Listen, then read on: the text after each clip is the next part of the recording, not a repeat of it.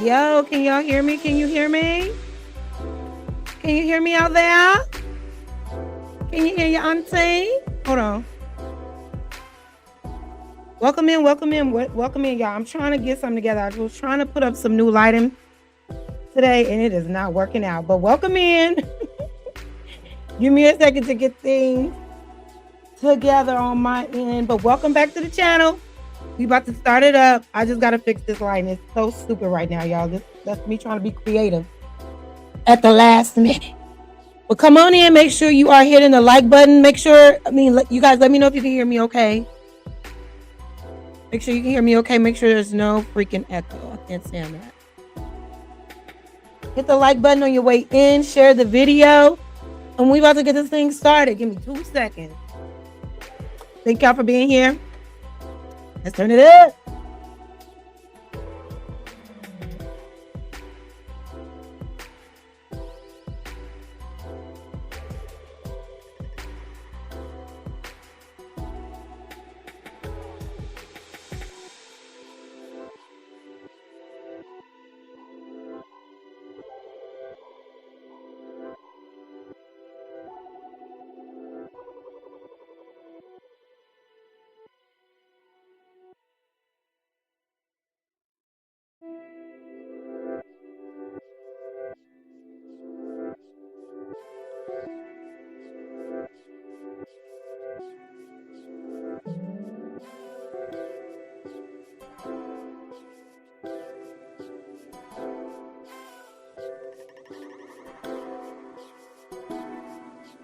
All right, we got it together. Y'all was trying to do something back here. It was not working out. Okay, I gotta play with it before I light it up. I put some new lights up back here that didn't require batteries, because the ones that I had up kept going out on me. So I put some new ones up to try to, give it a little bit more ambiance. And bitch, we ain't ready yet, okay? I thought we was gonna be ready. We ain't ready just yet. But anyway, welcome back to the channel. Welcome in. Let me give y'all a round of applause. Yeah.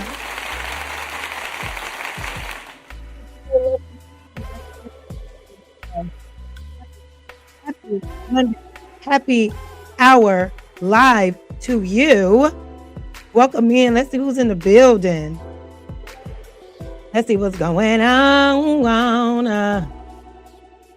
Let's see. Okay, Tiffany, my girl, always here on time, earlier than me. Shout out to you, Tiff. Thank you so much. Looking so beautiful. That profile picture. Like, are you serious?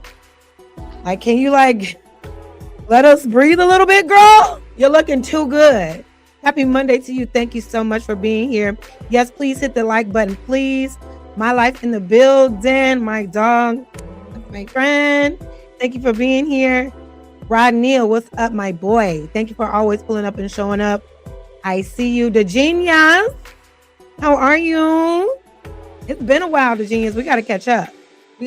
Friend. Okay, you can hear me well, Tip? Great. We know Ticket telling the truth. Listen, we're gonna get through it tonight, because I'm just like, I don't know, y'all. I don't know. Candy Cane, how you doing, girl? Thank you for being here. All the ladies pulling up on me. I appreciate that. Magnetar, yes, Magnetar, big mod energy. Thank you so much for being here. Thank you, Slam Newton. Thank you. I don't know what my hair is doing this week, y'all. I put half of it in braids. Half of it is out. I was at the gym this morning. It was all braided up, so I just let it out. I don't know. We're just going with the flow. It is currently 90. We are having a severe heat wave city right now, which we shouldn't be complaining, because we were complaining for months now because we felt like we were getting too much rain. The heat just wasn't heating like that. The sun wasn't out. All type of shit. Now we got the sun on full beam, on full blast. Okay. And it's hot as hell. Okay. It is hot. I am in the house in air conditioning for the rest of the day. I am going to get out later on this week, but baby, Summer said, oh, you was waiting. You had something to say? You thought we were going to pull up? Oh, we're going to pull up.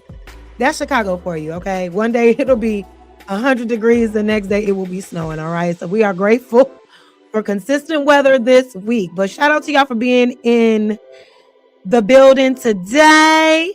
How you doing, beautiful G01? Thank you for being here. Thank you so much. Thank y'all. Y'all say I look good today, y'all. No makeup. I just put on a little blush, you know, just to offset it, but no mascara. We raw dogging it today. You know, it's just me and the camera today. All right. But anyway, y'all, we're gonna get into it. Thank y'all so much for being here. Make sure you hit the like button. So we got a few different topics we're gonna cover today. Now, we're gonna start with, let me hold on, let me turn this music down a little bit more. I know y'all hate the music. I like it though. But anyway, excuse me, let me exit out some of these tabs, y'all. So I want to start the show today with talking about this stupid ass, goofy ass, weird ass man, Jake Lang, who is going around harassing Black people again. And I never knew who this Jake Lang guy was until we were breaking down the Karmelo Anthony case. And he was there during that trial making terroristic threats outside of the courtroom, outside of the courthouse, claiming that if Karmelo gets off, he gonna kill him as soon as he come out making these crazy ass claims. Goes to jail, gets let out. Now, I don't understand. I'll never understand the justice system. As you all already know, it's already corrupt and fucked up and messed up. But how the hell does this man who went into jail making terroristic threats, how is he so able to get out of jail? How is he so able to be removed from police custody when if there was a Muslim out here, okay, or anybody that isn't American out here claiming that they were going to unalive somebody that was white outside of a courtroom or planning to do something crazy to a certain community, they wouldn't let that person out of jail.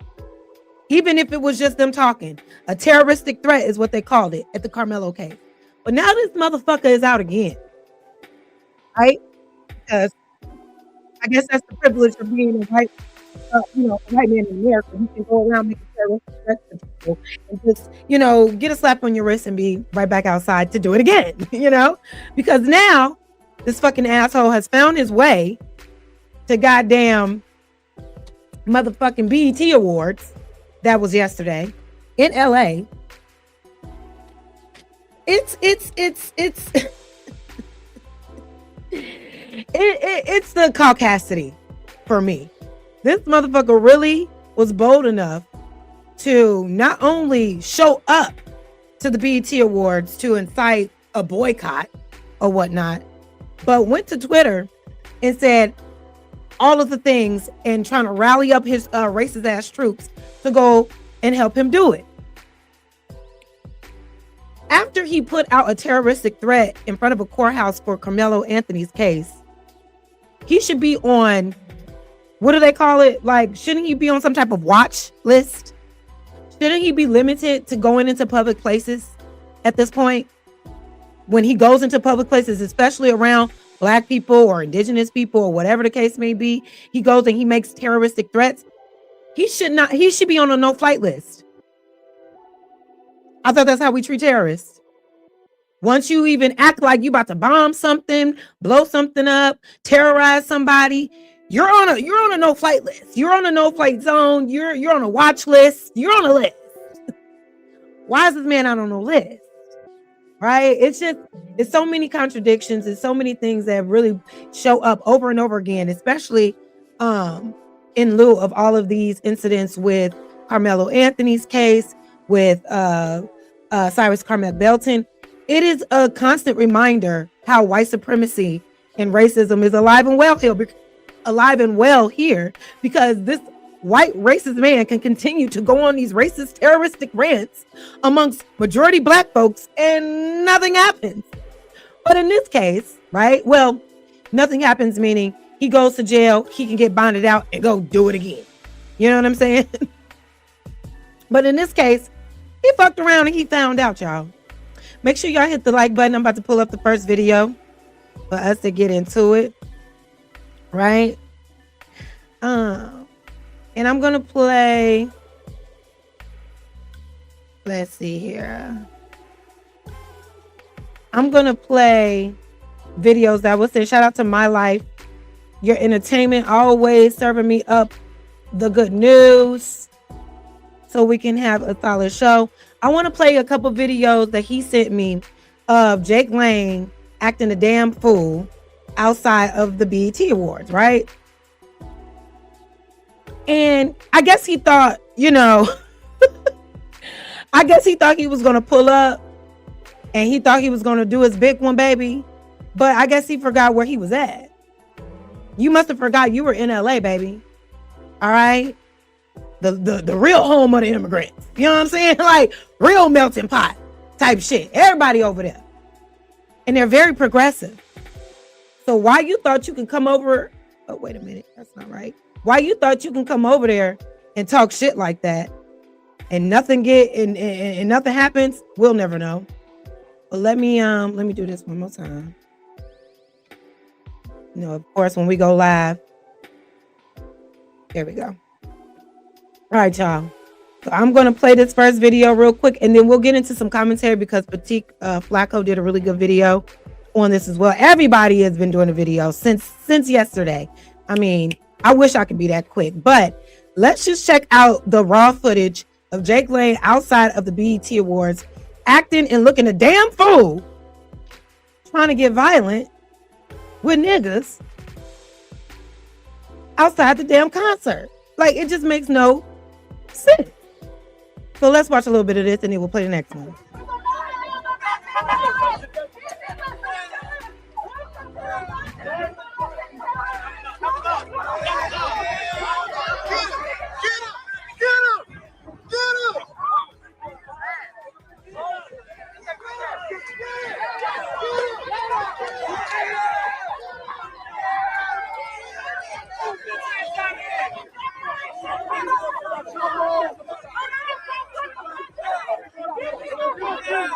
Look at this fool.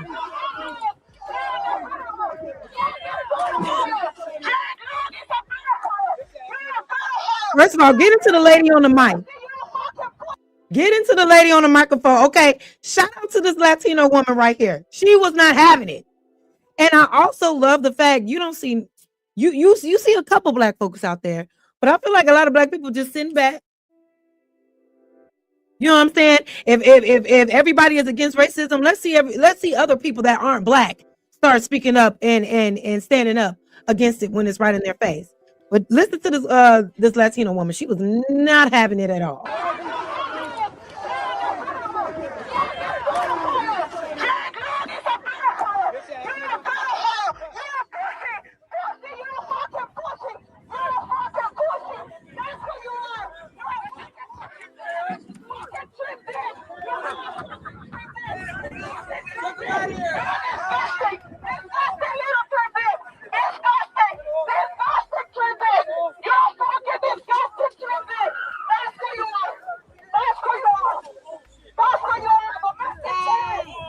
Domestic terrorist. Exactly, lady. Clock his ass. He's a domestic terrorist. Why is he constantly being let out of jail? For domestic terrorism. Well, it doesn't make sense. Nobody else would be easily let out of jail for domestic terrorism. Why the fuck is he? But then all of this is also very confusing to me because these assholes like Jake Lane, Chud the fucking goofy ass builder who would never see the light of day again. Shout out to the justice system actually working this time. Right? Hopefully. Right? But that man is in jail for doing the same shit. Using your free speech, your freedom of speech. You could be doing so many other things with your freedom of speech, and you are deliberately choosing to be a loud racist maniac. Going up to black people, going into environments deliberately to incite violence. And then when people respond to you, you want to claim, it's my freedom of speech. I should be able to say, you can say whatever you want to say, baby, but that doesn't mean you don't have consequence. And the fact that you think that it is so smart and so, brave and profound to use your freedom of speech to be an ignorant ass racist, I'll never understand it. And you got black folks out here in this space, in these particular spaces on YouTube, finding ways to make excuses for this vile behavior, for this abhorrent behavior, for this evil, demonic, divisive, hate-filled behavior. A nigga could never. We could never. We get talked about just for doing a little dance at a graduation. You think we could go around and just start getting on dummy with white folks in the name of free speech and people just accept it? No. No, it'll never fucking happen. But let's continue with this video and then we'll switch it up because this shit really, it's like of all, let's just keep going. Auntie upset, y'all. You know, this racism shit be getting on my nerves. It's getting on my nerves. Jesus, let's keep going.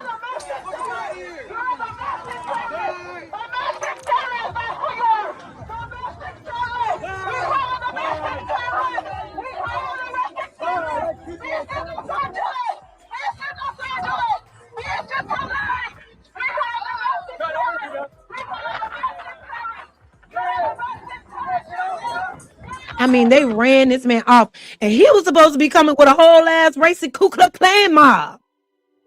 Where your Ku Klux Klan mob at? You on foot by yourself with some fat nigga in a suit, it looked like, holding up black parents are failures. Black parents are failures. You don't want to talk about the parents that be raising all the school shooters though, right? Right?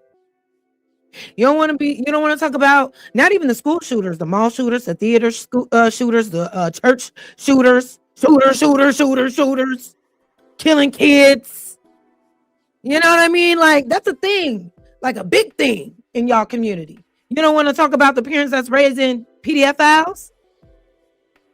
Mm-hmm. Yeah, they're doing that too over there, a lot. But black parents are failures. Failures, why? Because they raised a son that had an amazing GPA, no criminal record, had 2 jobs, and they raised a young man to defend himself if he needed to. And allegedly, that's what he did. But as we all know, new evidence is being turned out. He may not have even done that shit. But until we know the real facts, we'll just table that for now. But the fucking, like I said, the caucasity of these motherfuckers, it's all projection at the end of the day. You want to come and use your freedom of speech to put up hate-filled signs like black parents are failures and expect nobody to say anything to you? You don't expect anybody to give you any type of pushback, to take that as disrespect? A lot of black men may take that as fighting words. What is you talking about? A lot of black parents, just period. But this is how entitled these people feel. This is how they feel. We should be able to come around y'all and say how we feel and speak and spit racism and say all of the disrespectful things, and y'all supposed to just take it because it's just words. But why are you using your words to incite violence? Why are you using your words to be hateful? Hate-filled words will get a hate-filled physical response. That's usually how it goes. You say something crazy may happen back to you, and it may be above words because a lot of people don't like talking. You say disrespectful shit to them, they're gonna hold you accountable a whole different way. And everybody is not above it. Right? Somebody won't give you another time to ever say that shit to anybody else. So you got to be mindful of the shit that come out of your mouth. I'm not saying every time somebody say something crazy to you, you got to haul off and whip their ass, but you're literally using language that will like create a fight. Like, you know how they say these are fighting words? Y'all are using your freedom of speech to spew fighting words and then wonder why y'all keep getting y'all ass beat. I don't understand.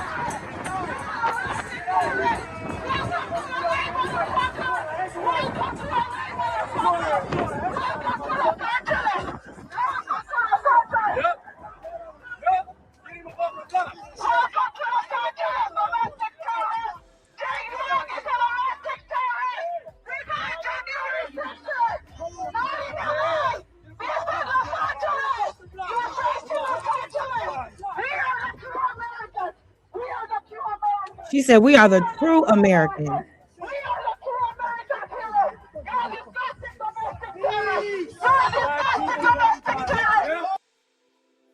So you saw that, right?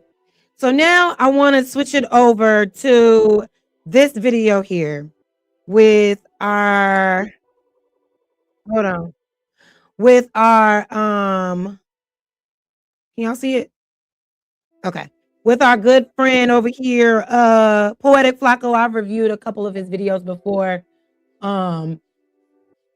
He was on it right away, obviously, and I really liked how he packaged everything together. So that was just one video of, Jake Lang out in the streets being a domestic terrorist.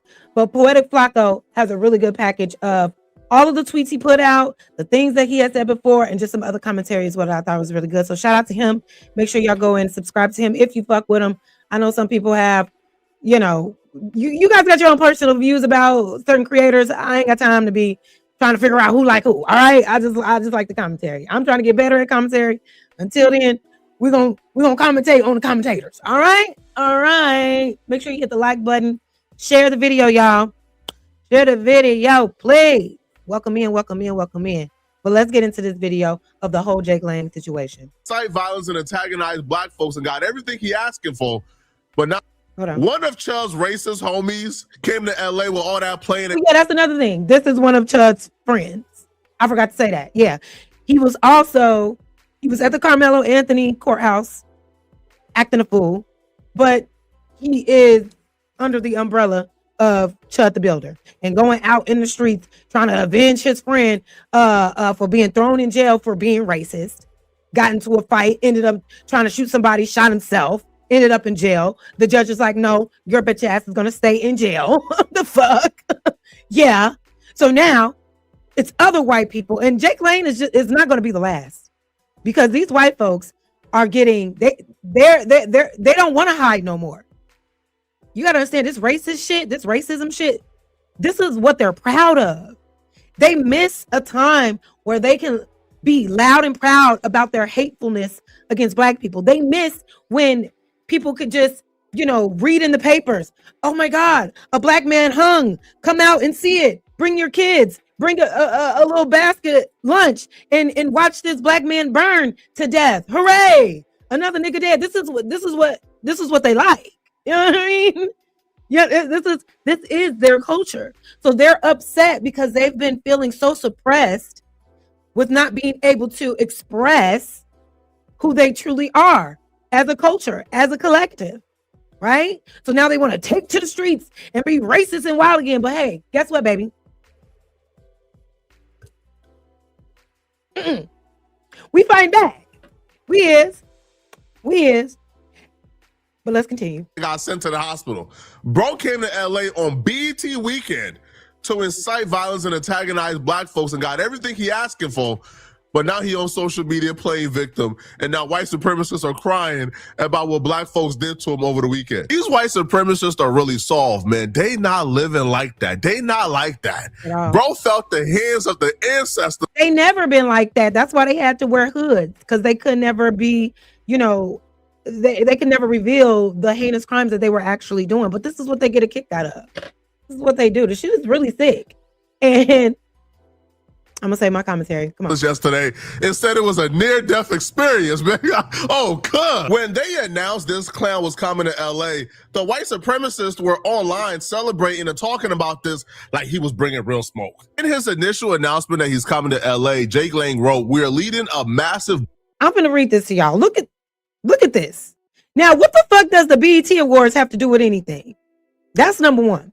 But number two, this man says, we are leading massive boycott with hundreds of crusaders outside the BET crusaders.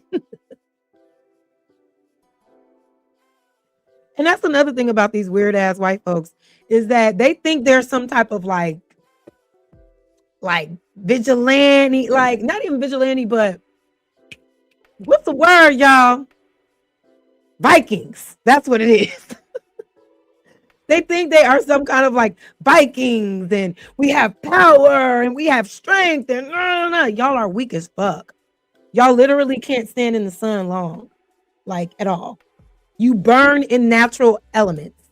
The Lord never liked you. But anyway, I'm sorry. Let's keep going. Boycott with hundreds of crusaders or racist white nationalists outside the BET Awards in Los Angeles this weekend. We will stand up against the degenerate black culture that is destroying America. People like Ian Mouse Chong was gassing this dude head up like he was bringing a smoke. I'm sorry, y'all. My ADD ass. I was supposed to read that to y'all. Listen to the tweet. We are leading a massive boycott with hundreds of crusaders outside the BET Awards in Los Angeles this weekend. We will stand up against degenerate black culture that is destroying America. 4 p.m. at the Peacock. Now, again, what does the BET Awards have to do with your degenerate black culture ideology that you say that you're trying to fight against? You really think pulling up with your crusaders outside of the BET Awards is going to stop degenerate black culture, whatever the fuck that is?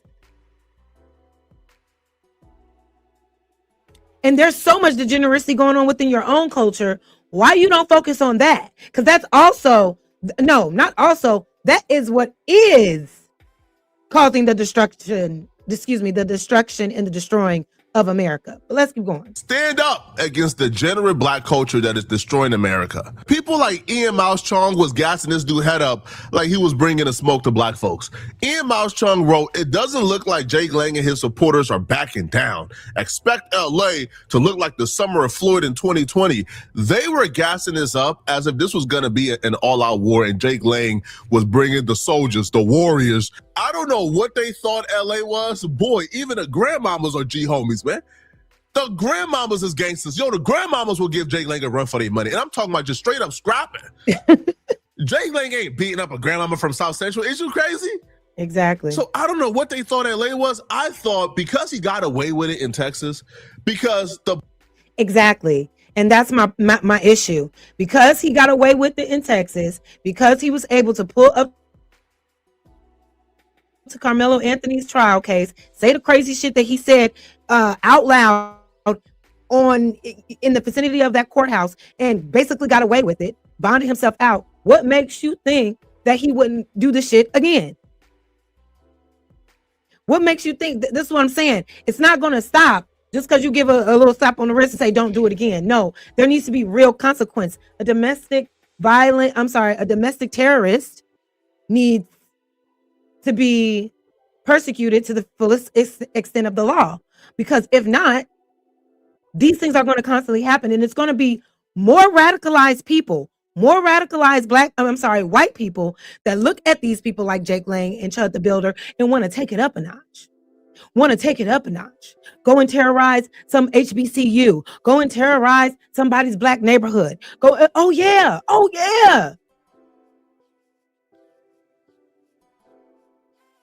It's just going to be somebody else that's going to be like, well, I could get it done better. Just watch. Black folks who was present in Texas didn't hold him accountable when he was yelling, hang that 17-year-old black boy Karmelo Anthony from a tree, when he was yelling things like F black mothers, when he was saying the N-word, when he was disrespecting black women to black people's faces, and the men that were present did a whole lot of puffing and didn't hold him accountable. Now, their excuse was the police was there. Okay. And he's right. And he's right. Because another thing, they think that they can continue to get away with this because not enough of us are handling that shit head on right when it happens. We want to tiptoe around and look at the police. And it's hard because we already know, even if we do defend ourselves, we can end up in jail. But at the end of the day, if we got the truth, if we can blatantly see that this person is going from place to place, inciting violence against black people, at this point, we're defending ourselves against the terrorists. So we shouldn't be scared to whip a terrorist ass anymore, period. Cool. Now, regardless of your reason why y'all allow that white man to disrespect all black mothers to y'all faces and y'all ain't do a goddamn thing, regardless of your reason why, y'all got Jake Lang with a battery in his back. Y'all got him feeling like we all sweet now. But when he got to LA, this brother right here was waiting for him. Oh, I'm so sorry. Thank you so much. Oh my goodness. Thank you, Leather and Luxury Card. Thank you so much for the $50 super chat. Keep up the amazing work. Always got my support. I appreciate you. Thank y'all so much. Thank you. Thank y'all for being in the building tonight. Make sure y'all hit the like button, please. Share the video and call some people over here, man. Let's have a good old time tonight. This brother was waiting to take that battery out of his back, man. Now, I don't know this brother's name, right, but we gonna call him the OG Baby Loke. Cause this brother, this brother stood on some business. This brother did some straightening on behalf of his community. And I want to applaud this brother right here. There were only two main characters in this story, right? OG Baby Loke, who is the hero, obviously, and then Jake Lang, who is the villain. But his brother laid some straightening down on that white boy, man. When he got to LA, he delayed his butt whooping by a couple of hours. He said he was coming to LA to go to the BET Award weekend, to go to the Peacock Theater and lead this boycott and protest against black folks. So they were waiting for him at the Peacock Theater, right? But he evaded it and eluded, right, and delayed his butt whooping by a couple of hours. Instead, he started off his LA tour by going to the Canada World Cup game and, to engage. So this motherfucker pulled up to LA, didn't go directly to the Peacock Theater, but went to a whole nother World Cup event or something to terrorize them as well. This guy is fucking deranged. He's deranged. He's full of hate and he's going to hurt somebody, if not get himself hurt. If you know what I mean? He's either going to hurt somebody else or get himself hurt in a way that he may not be able to come back from. Xenophobia and disrespect Indians. We are live here outside the World Cup game in Los Angeles, where Canada has been invaded by Indians. The capital of Canada is now Mumbai. This is the future of Canada. The future of Canada. The great replacement of the Americas. Stop the Indian invasion. Mind you, look at this nigga's outfit. First of all, get into this nigga's outfit. Look at this. Look at what the fuck this man wore to his boycott. Okay. These shorts. And wait a minute. Is that a damn? What's on his ankle? Amen. What is on his ankle, y'all? Do y'all see that? It looks like a freaking. How can I zoom in? I don't know how to zoom in on this. That looks like a freaking ankle monitor. And if this man is bold enough to do what he's doing with this ankle monitor on, this is this justice system is nothing but just. All right, it's anything but that. All right, because how the fuck are you out here terrorizing these major organizations, these major events, with all these people with an ankle monitor on, inciting hateful language and violence? I don't understand it. But look at this motherfucker with the fanny pack on, this dad ass collar ass golf shirt on. Are we supposed to be intimidated? Are we I'm at a lost word. Stop the Indian invasion of Canada. Stop the Indian invasion of Canada. Nigga don't even live in Canada. You don't even go here, bro. Why are you inserting yourself in shit that is not obviously is not bothering the Canadians? From what I don't know. Have y'all heard anything about Canadians in an uproar because there's a bunch of Indians in Canada now? Like, I've never heard of that shit at all. But this ignoramus of a human being, this waste of space, right, decides to go and harass Indian people at a Canadian event or a World Cup event on behalf of Canadians. Nobody cares, bro. What's wrong with y'all? Freedom of speech, gun rights. What happened? You guys were a great country. They took everything from you. Katy Perry's boyfriend did that. Yeah, I know. What do you think about an Indian invasion of Canada with all the Indians flooding in? Do you think Indian invasion of Canada as if they're going in there? And it's crazy because you're using that projecting type of language because that's what your ancestors did, right? Every time that they came across some land where other people was at, already thriving, minding their fucking business, doing their big ones on their own land. What did your ancestors do? What did your people do? Oh, they invaded that shit.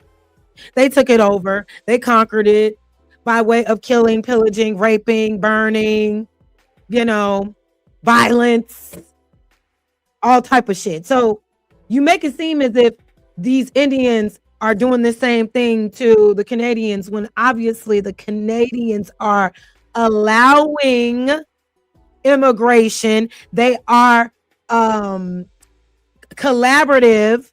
They are okay with Indians moving to their country and starting a life there. Why are you making this your problem? Clearly, Canada is welcoming of immigrants. Why are you trying to make them? And people may say there's racism everywhere, but I just don't understand why he's making this a big deal when he don't even live there, and nobody else that lives there gives a fuck. It makes no sense. Think that they can't assimilate and it's changing the demographic too rapidly? You want my honest opinion? Yeah, of course. I don't know if I can give it. Are you uncomfortable with the amount of immigration happening in Canada? I'm sorry. We're really, as Americans that also had our open border during the 4 years of Joe Biden, we feel your pain because we've been literally invaded by 20 million. And I were a kid. Think about first grade. Think about your classroom. Think about your playmates. Now think about Canada today. Totally different. They don't even realize how racist this sounds. Think about how in your classroom, think about how it was just all white. Remember when it was just all white people in your classroom? Remember it was just all white teachers? Remember it was just all white? Now look at it. There's a few colored people there. There's a few dark-skinned people there. There's a few Indians. There's a few blacks.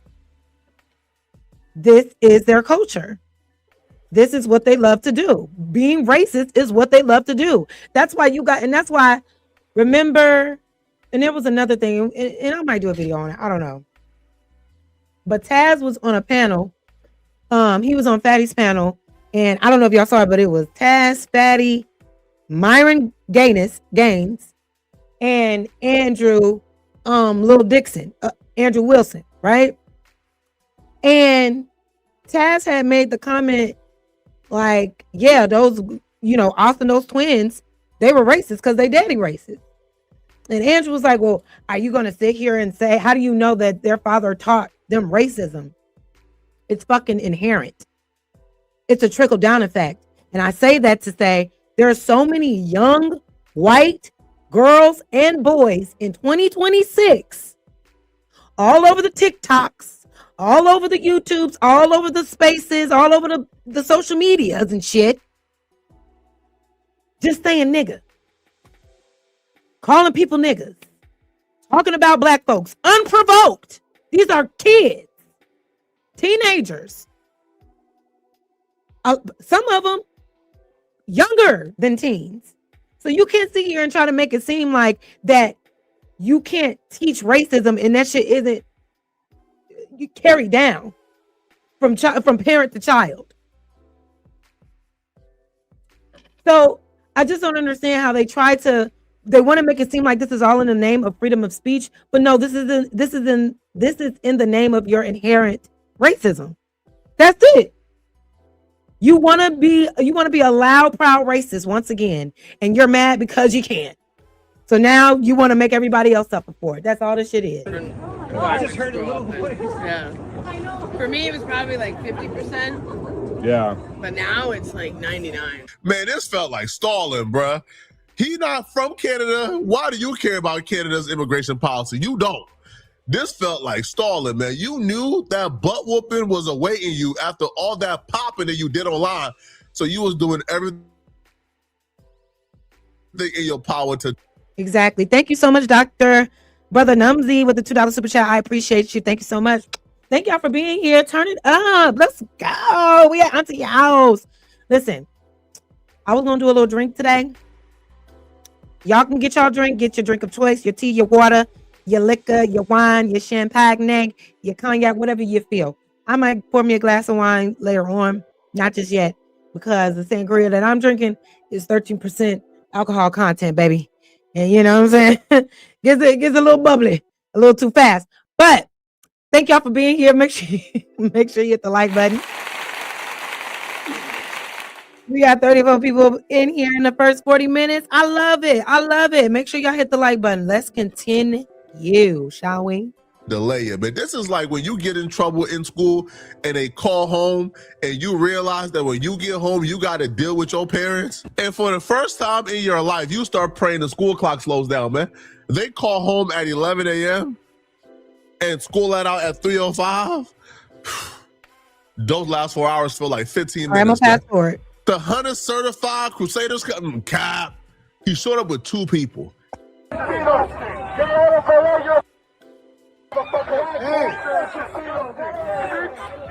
Great clown activities, bro. This has to be a code. Because how does Jake Lang convince someone to show up and put themselves in this situation? The dude who's his security is this dude right here in the black suit and the shades. That's his security guard. That's the guy that Jake Lang brought to protect him and be his shield. Whoever that dude is in a black suit, bro, you got no business being security for anybody, bro.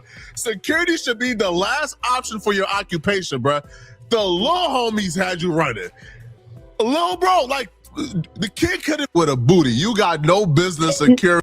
So he roasting the dude, the one dude, his one crusader that was able to come with him to try to boycott the damn BET Awards with some short, stocky, chubby, white man, which I don't even think he all the way right. He looked a little Latino to me. You know what I mean? Especially with them boxy ass hips. You know what I mean? That slick ass black hair. I don't know. He don't look fully white to me. But this shit is pathetic, bro. The goddamn thing, man. Go secure a pole or something, man. Yo, this man is 100 yards away, man. Still looking back, man. Paranoid, bro. The little homies ran you off? You ain't even meet no soldiers yet, bro. You met the children. The children ran you off, man. Once they got done with the security guard, man, that brother, OG Baby Low Crip, he took Jake Long behind the black SUV, man. And all we saw was bing, bump, bing, bump, bing, bump, bing.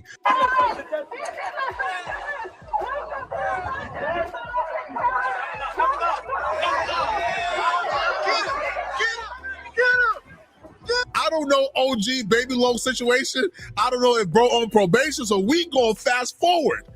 But when you look through the SUV, through the tents, you see bing, bump, bing, bump, bing, bump.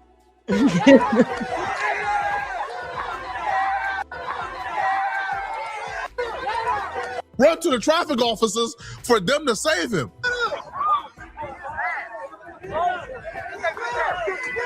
And for me, it wasn't enough hands thrown for me.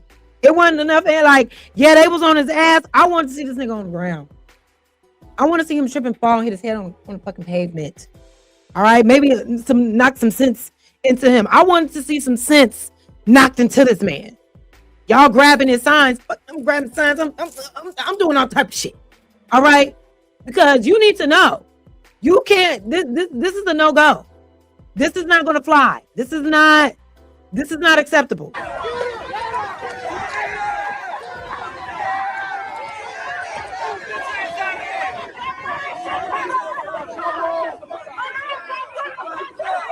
Oh, OG Baby Low Crip is laying down some straightener, man. Okay, but he starts tweaking. He starts tweaking right here. But I want to read this comment real quick. Thank y'all so much for being here. Make sure you hit the like button. The one Michael Lee. How you doing, Michael Lee? Here we go with this shit. He says, but Jazz, don't we all do that? White people say bad things about black people, and black people say bad things about us whites. Let me ask you a question. Who started it, though? If you ever hear black people speaking things about white people, it is a response to the treatment that black people have constantly and continue to endure at the hands of white people as a collective. Y'all started, not you, Michael, but your peoples. You are the ones that started this racism shit. You are the ones that decided that you had to treat people as less than human just because they were not white, because they were black, not because they were a threat, not because they were taking something from you, not because they were suppressing you in any type of way. No, they just simply didn't like us.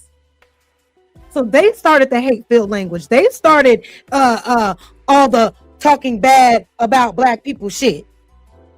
Never on an equal playing field, Michael Lee. I'm gonna need you to get some straightening. Okay, I appreciate you being here, but I need you to understand the nuance. Black people do not sit around thinking about white folks. We don't. But y'all sit around constantly thinking about us and then make it our problem, which then in turn, right, us speaking about you. Because y'all constantly got us on y'all minds. constantly. Like I said earlier, you got teenagers on their little streams. As soon as they come up, they just saying nigga. They just saying nigga. Just being hateful. So this started with you. Anything that black people say in response of white people is warranted. It is. It is. We ain't never started this shit. This was all y'all from the start. Okay? So just understand that before you get to talking crazy, okay? And then, because like you know, I'm like, well, black people say so. I don't give a fuck. Black people saying shit about white people has never affected white people the way white people talking shit about black people has affected black people. Okay? It's never had the same impact. It's never been the same effect. Never. So you can't even compare the two. He's giving some straight into that white boy, but OG, baby, low cricket. OG, tap it with me, OG. I got a black. By the end of this, what we saw, okay, is this man running to the police and the police running away from him. Bro tried to tell, and they had no interest. They trying to hear him out, man. Hold on, sir. Is this your security on all faults again? Cuz this is nasty work, man. This is one of the nastiest works I've seen in a minute, man. Y'all traveled 2,000 miles to go out this high? What happened to the Crusading, man? All I see is crawling on me.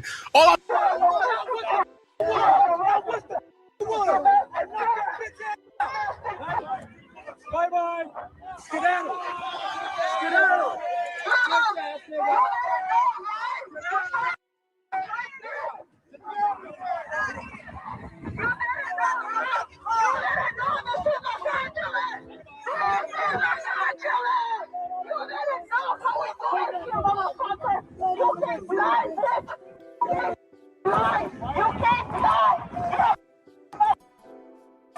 Just going up to the police. Going up to the police. Look at you. You went and you caused all of this drama. Now you're looking for the police to protect you. Now you running up to the police like, oh, they're doing all. Look at what you're doing though. You're a hate-filled mongrel wondering why people are being hateful towards you. Makes no sense.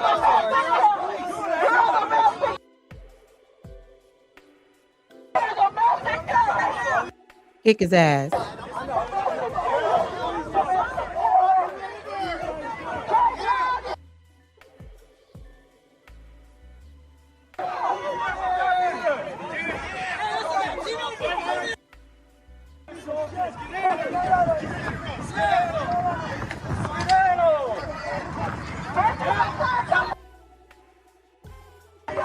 I ain't gonna lie to you, Chief. Y'all went out bad, bro. How are you on camera running to the police to tell, and the police is running away from you?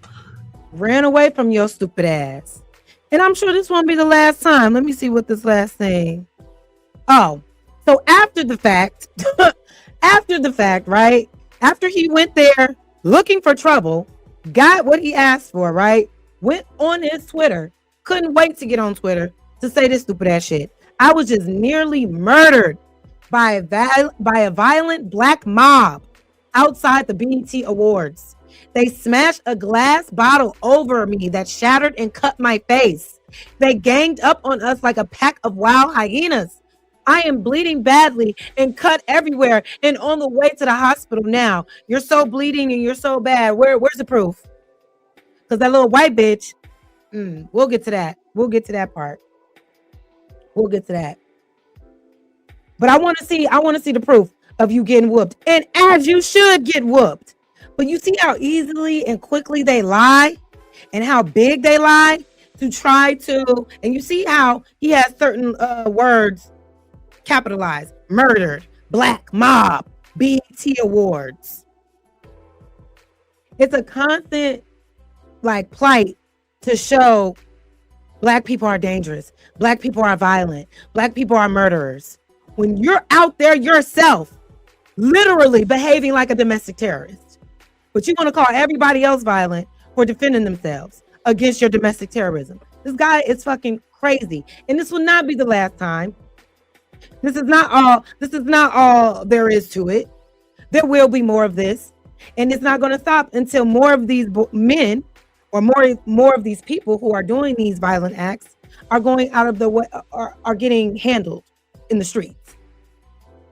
They're going out of their way to be violent in places they don't usually be at. Then I'm gonna need to see more of them getting dragged on the streets. 100%. But y'all, make sure y'all hit the like button, please. I appreciate you.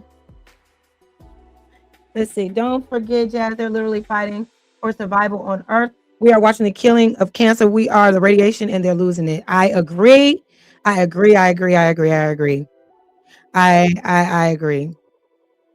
Jazz, he's using the term crusader on purpose. The crusaders slaughtered thousands of people and made them convert to Christianity. Wow. Wow. So y'all be letting me know. Yay. I hope you guys are. Thank y'all for being here. I hope you guys are seeing my videos. I hope you guys are. I might be being suppressed in the algorithm, you guys. There's a hit on my channel. So if you do show up, I appreciate it. But I'm gonna keep showing up for you guys. How do I hold on? Where is that? Where is that? Oh, here we go. Yes. So make sure y'all push the video out, push the content out, please. I really appreciate it. You know, haters gonna hate, but you gotta just keep it moving. Let's get into the next video really quick. Let me make sure I didn't miss anything. I'm going through the chat. Okay, here we go. All right. No, I don't think he would too. Maybe some people will. It's gonna be somebody stupid enough. And that's another thing. They don't ever really want to go to the real hood, right? To the real hood, the real degenerate areas. No. You want to go where there's police, you know, presence, right? In the way of like security, you know. You want to go where there's a bunch of other people around, but you're not going to take this bullshit down south somewhere in the real hood, in the real streets. You're not going to bring that shit up to Chicago talking about some free fucking speech. They're going to show you what that free speech get you, Jake Lane. So if you really about that life, go and really talk to the real people that you got a problem with. But you don't. You're just here to be a fool. You're just here to be a racist. You're just here to talk down on black people. You're not here to do anything productive at all whatsoever. Just like your friends Chud the Builder, just like your friends Myron Gayness, all of these weird ass people that get a kick out of being racist and hate-filled. It's ridiculous. It's ridiculous.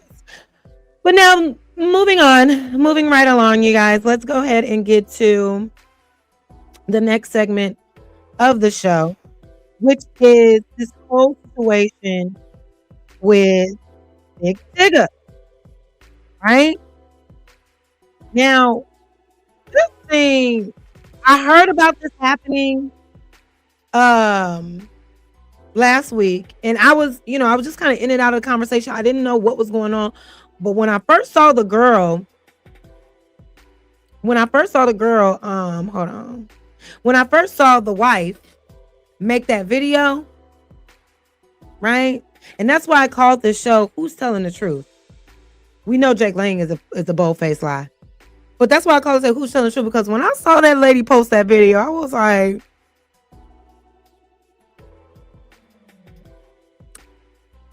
now y'all know me. I ain't never want to deny anybody of their experience in domestic disputes, but it was something about this that just wasn't sitting all the way right with me. And apparently it didn't sit right with her either, because later on she retracts all of her statements against her accusations against Big Tigger. But let's start, Big Tigger, but I keep saying Tigger. Big Tigger. Big Tigger. Tigger. Big Tigger. All right. Took back everything she said about him. But let's watch it from the beginning to the end of what has happened with Big Tigger being arrested. I'm gonna play this video first. This one was 6 days ago, and then I'll play another one with an update. Uh-oh, hold on. All right, so this is a video by B with the T. She gave us a full recap of what happened when it first happened a few days ago. Let's see what she had to say. Okay, you guys, so Big Tigger has officially been arrested. Now, if you remember, not too long ago, Big Tigger's wife, Alicia Brown, came out crying and showing injuries to her face. Now, Alicia was claiming that her husband had put his hands on her, and she even tagged a woman by the name Francesca Amiker, basically accusing Big Tigger of having an affair with his co-worker.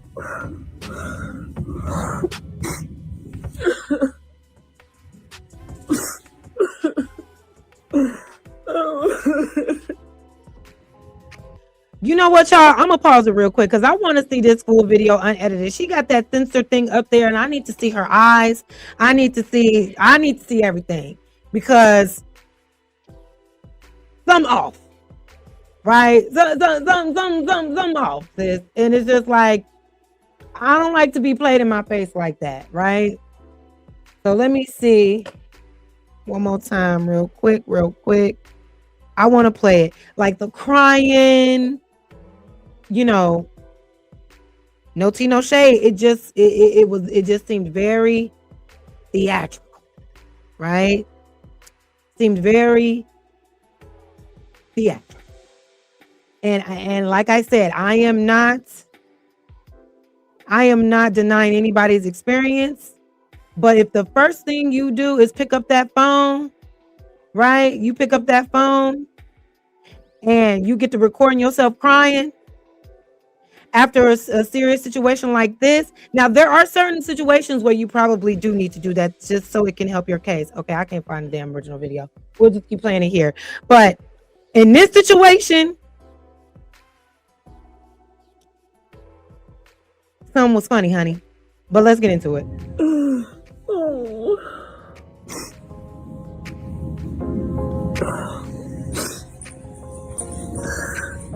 Now, when all of this first came out, y'all, Big Tigger denied everything. And when I say everything, I mean everything. He denied putting his hands on Alicia. He denied having an affair with Francesca. And Francesca... Okay, I found it. Let me just share it again because that censor thing was getting on my nerves. And I want y'all to see this. Okay. So this is from Neighborhood Talk. This is what she first posted.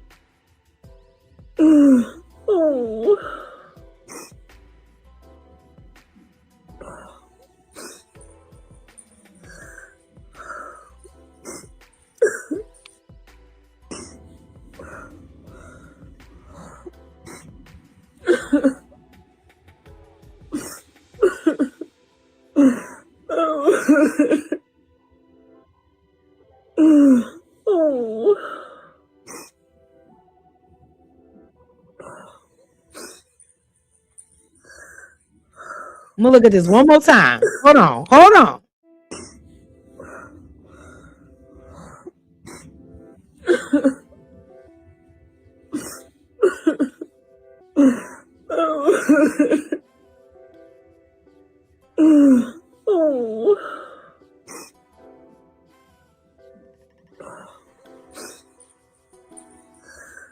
Yeah, I'm just looking, y'all. Oh wait, I'm sorry. I'm just looking at it, y'all, and I'm just like the back and forth in the camera, like you're forcing the emotion out. That's just the way it's landing on me, y'all. That's just the way it's landing on me.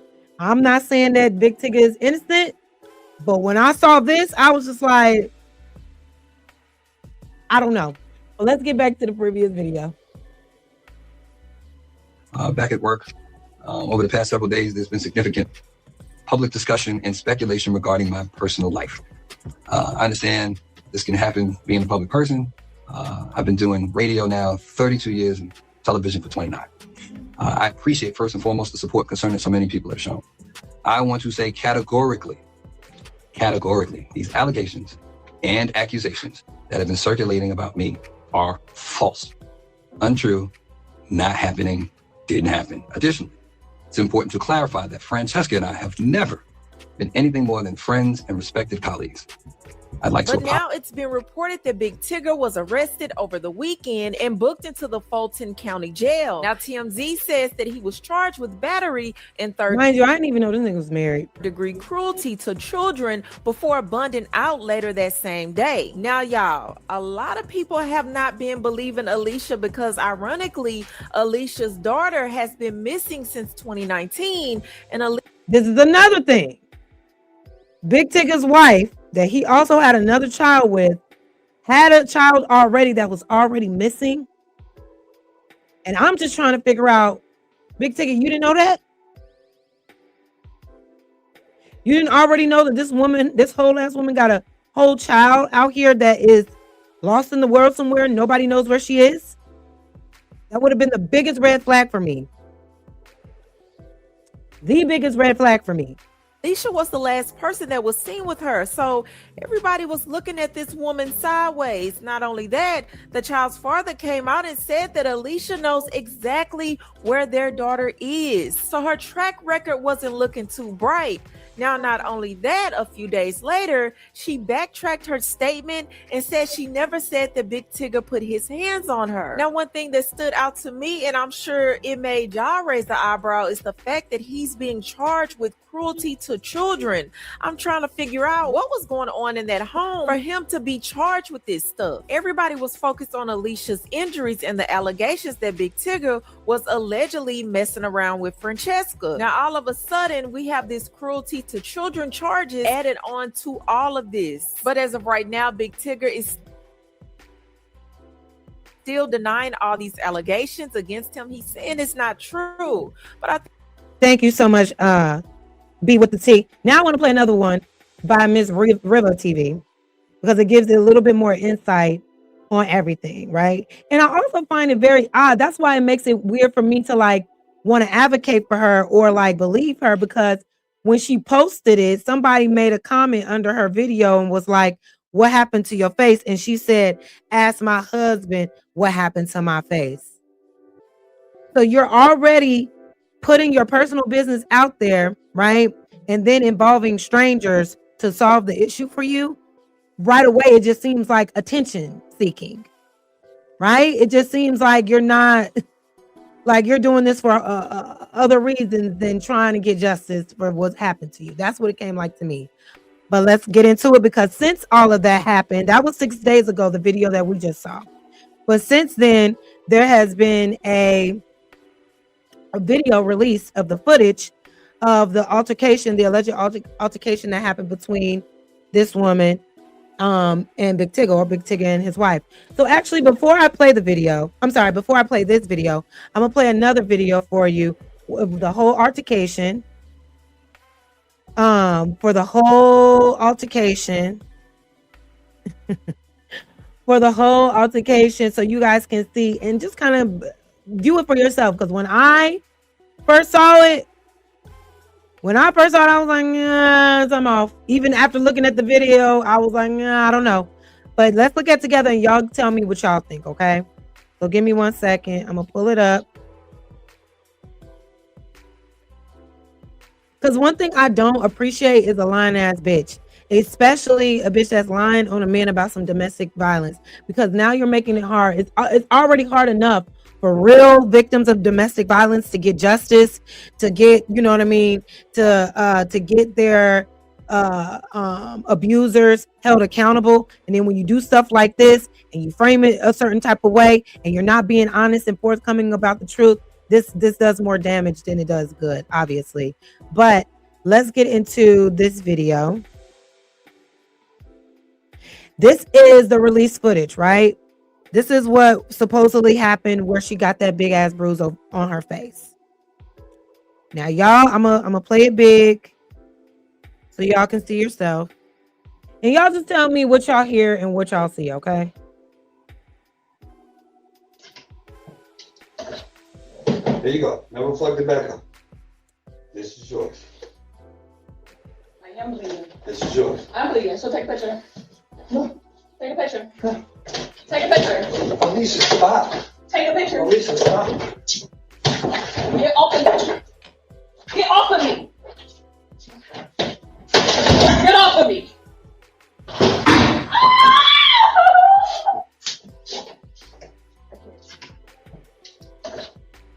There you go. Now reflect it back up. This is yours. I am bleeding. This is yours. I'm bleeding, so take a picture. Take a picture. Take a picture. Alicia, stop. Take a picture. Alicia, stop. Get off of me. Get off of me. Get off of me.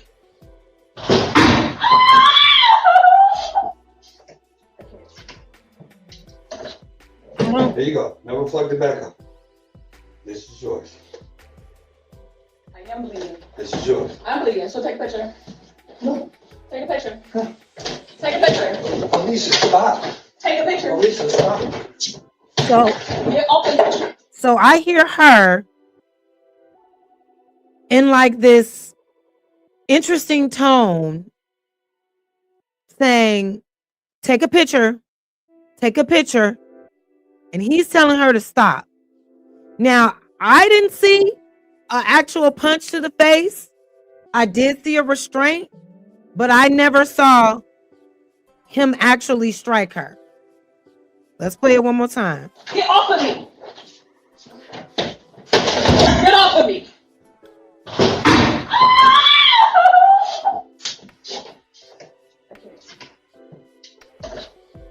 There you go. Now reflect it back up.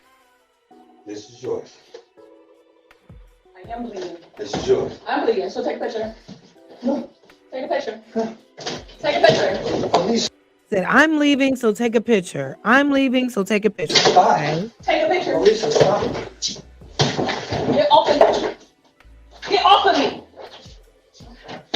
Get off of me.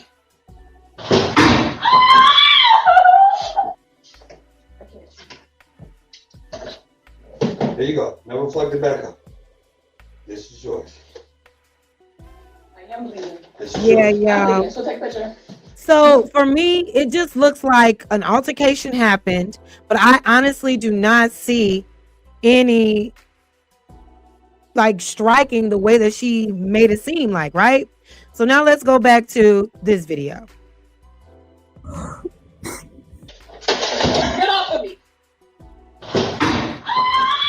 I want to say categorically, these allegations and accusations that have been circulating about me are false. River TV. What's up, guys? It's your girl Riva, and I'm back again with another video. As we know, well-known BET TV host, most famously known for Rap City The Basement, Big Tigger, was actually arrested, okay? And by the time I found out he was arrested, he was already let out. So Exactly.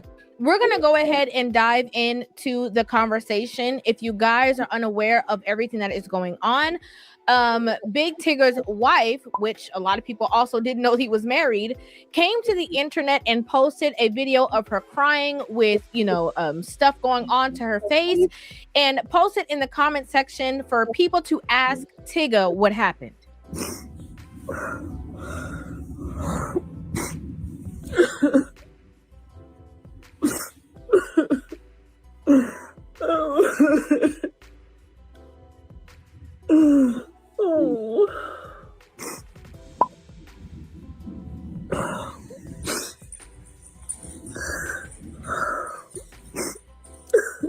Since then, there's been a lot of back and forth. There has been, him vehemently denying all of the claims that she brought forth to social media.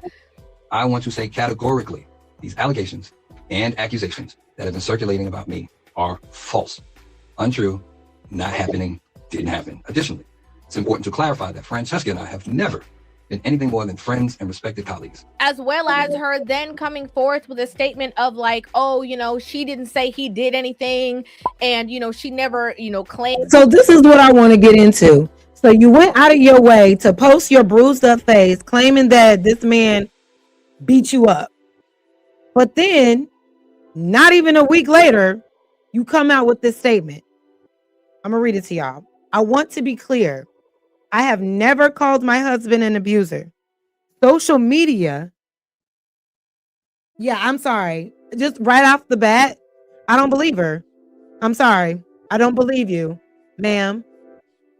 I want to be clear. I have never called my husband an abuser.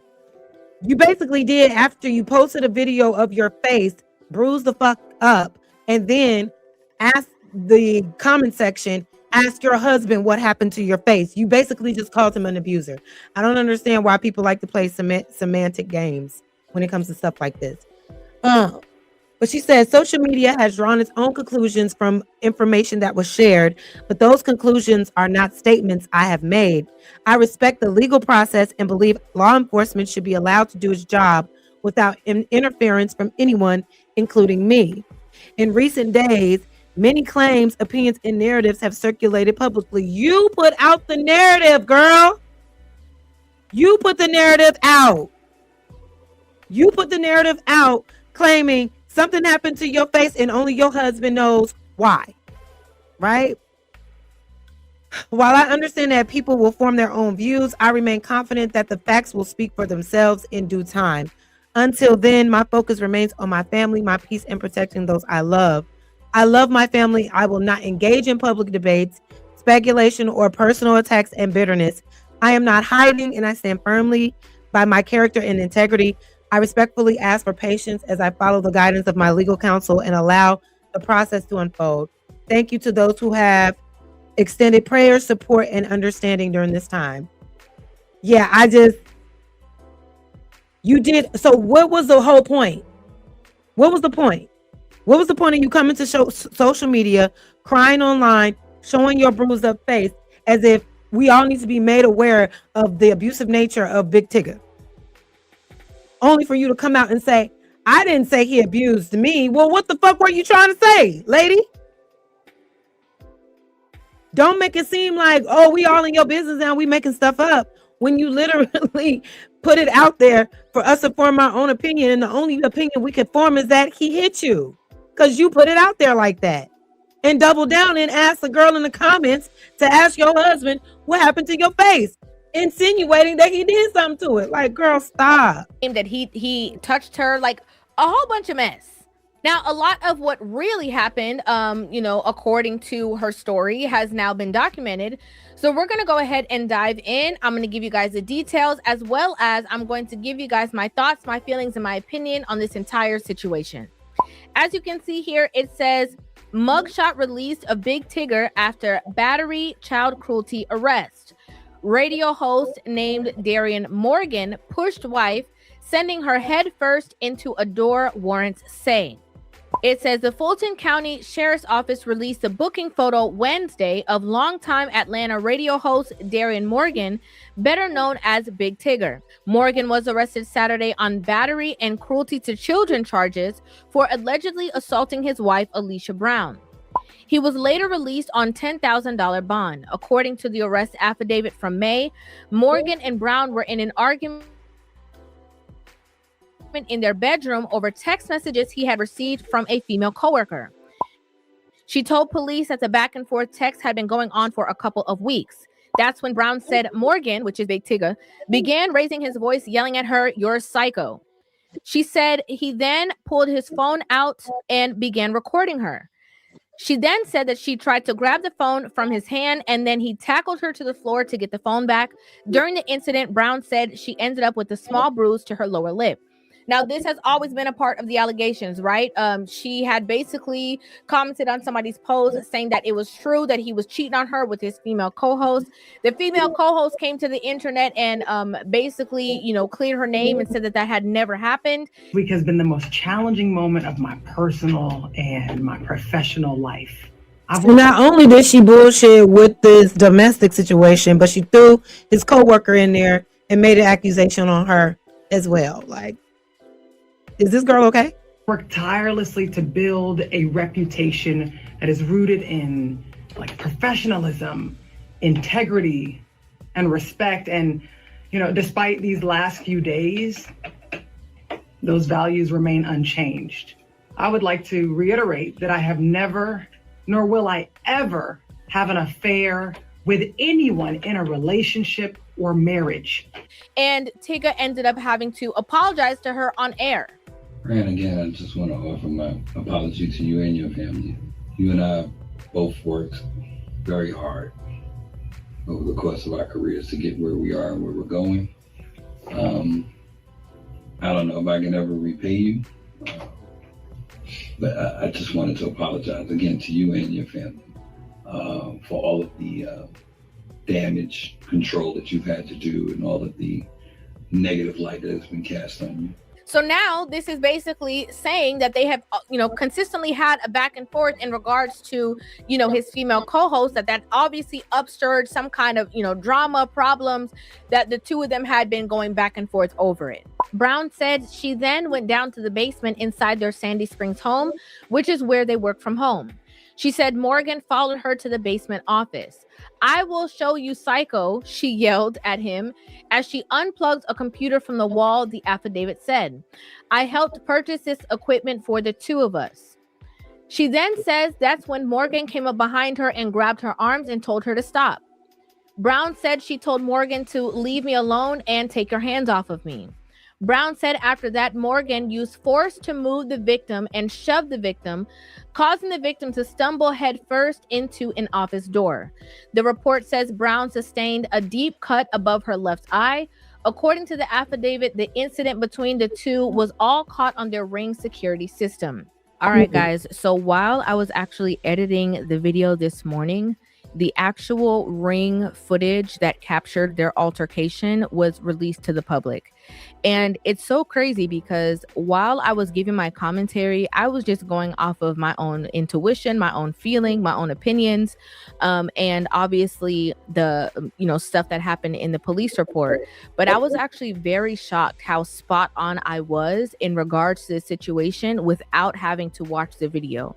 So I'm going to go ahead and insert the video clips, but this is before I had seen any footage or anything that was released that I was giving this commentary. There you go. Never plugged it back up. So here we are again. After all of that. Now, the last thing she just read, excuse me, y'all. I'm having trouble finding the words right now. What she just read, right, was basically explaining the altercation, which sounds more believable. A phone was grabbed back, you fell and you hit your head. That sounds more along the lines of what actually happened, especially based on the footage that we see, because like I said earlier, I never saw him actually get up to strike her. But I did see her fall. I did see her tumble. I didn't see a body slam. Let's watch one more time. This is yours. I am bleeding. This is yours. I'm bleeding, so take a picture.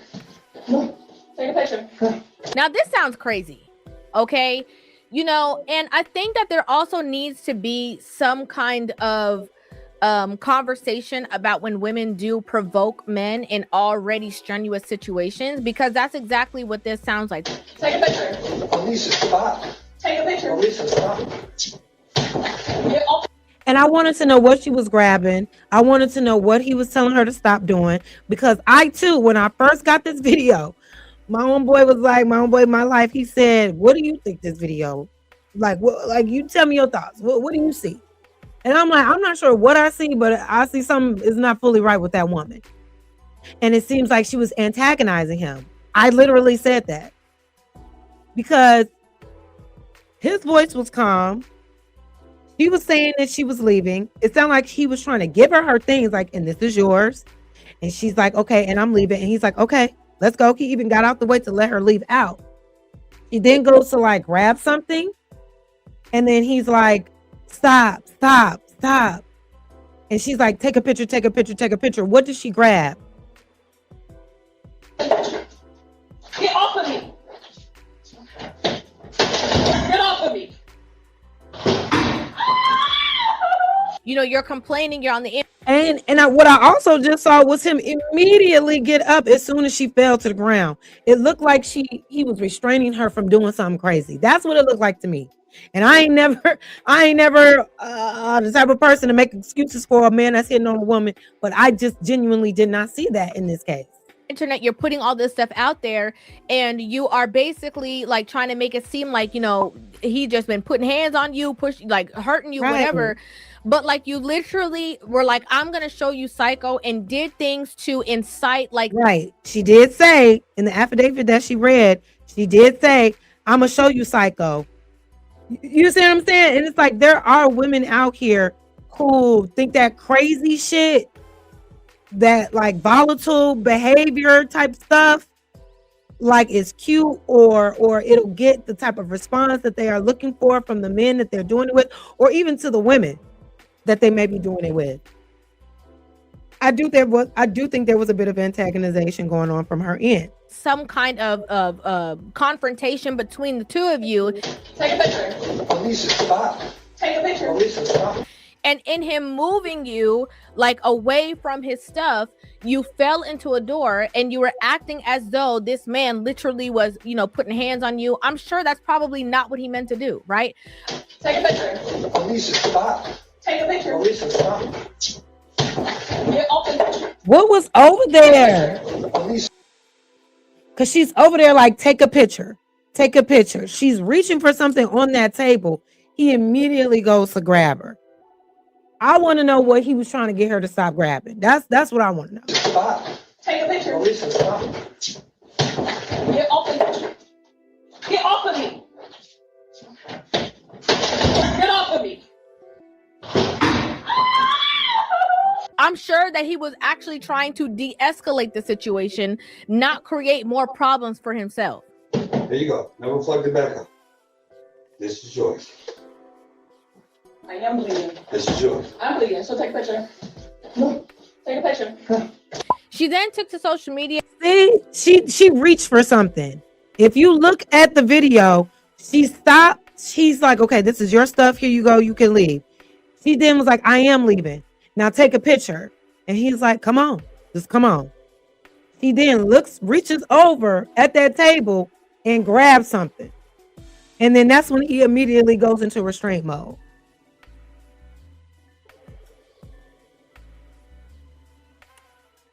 Yeah, I maybe we need more information, but she already said that he has never abused her. So clearly we know she was lying. But how crazy is she? And we need to be more focused on where this girl's daughter is. Hello. This woman has a whole missing daughter in the street somewhere, remarrying, and then having another baby, and then apparently named the new baby very closely to the child that's missing. Something's wrong with this lady. Something is off with this lady. Okay? Let's continue this video and we'll move on. And she said, these last few weeks have sucked. I hate this for everyone involved.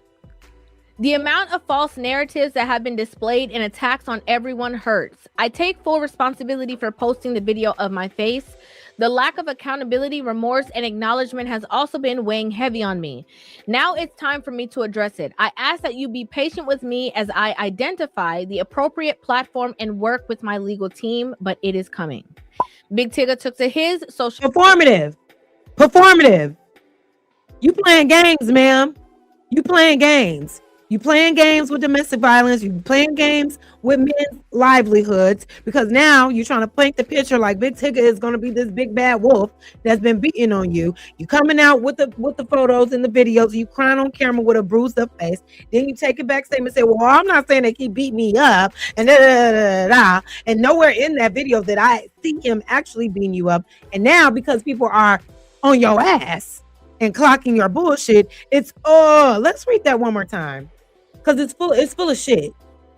And I don't have no mercy. As I identify that be full of shit like this. But what she said was these last few weeks have sucked because of you. I hate this for everyone involved. You involved everyone unprovoked.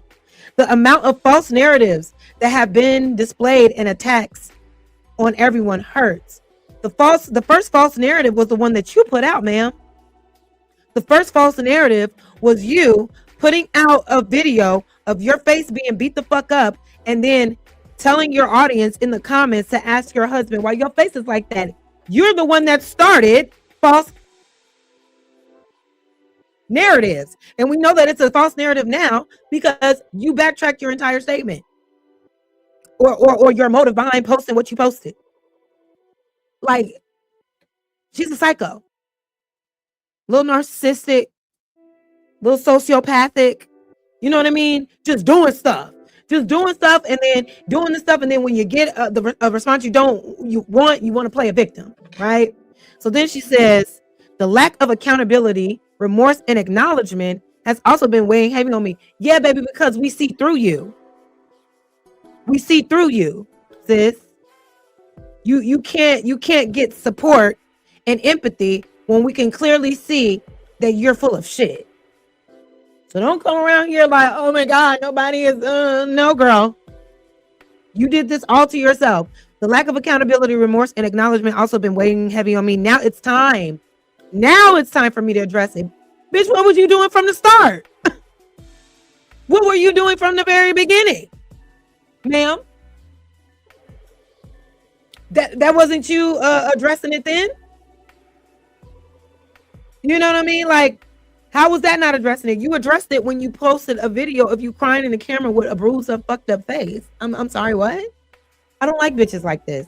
I don't like women like this. Get off the fucking internet. Why are you documenting everything and then don't want to stand on shit and then want to play victim? I don't like that. So then she says, I ask you to be patient with me as I identify the appropriate platform and work with my legal team. Okay. So it's given, you want to get paid to talk about it.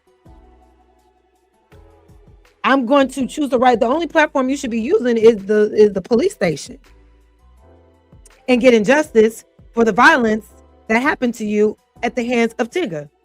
If that is what actually happened. So was this all just a ploy, right? For you to find a way to check a bag or something? I don't know, because y'all, I'll be out the loop on a lot of these people. I don't even know their lives. I didn't even know Tigger was married. Okay? I didn't even know that nigga was married.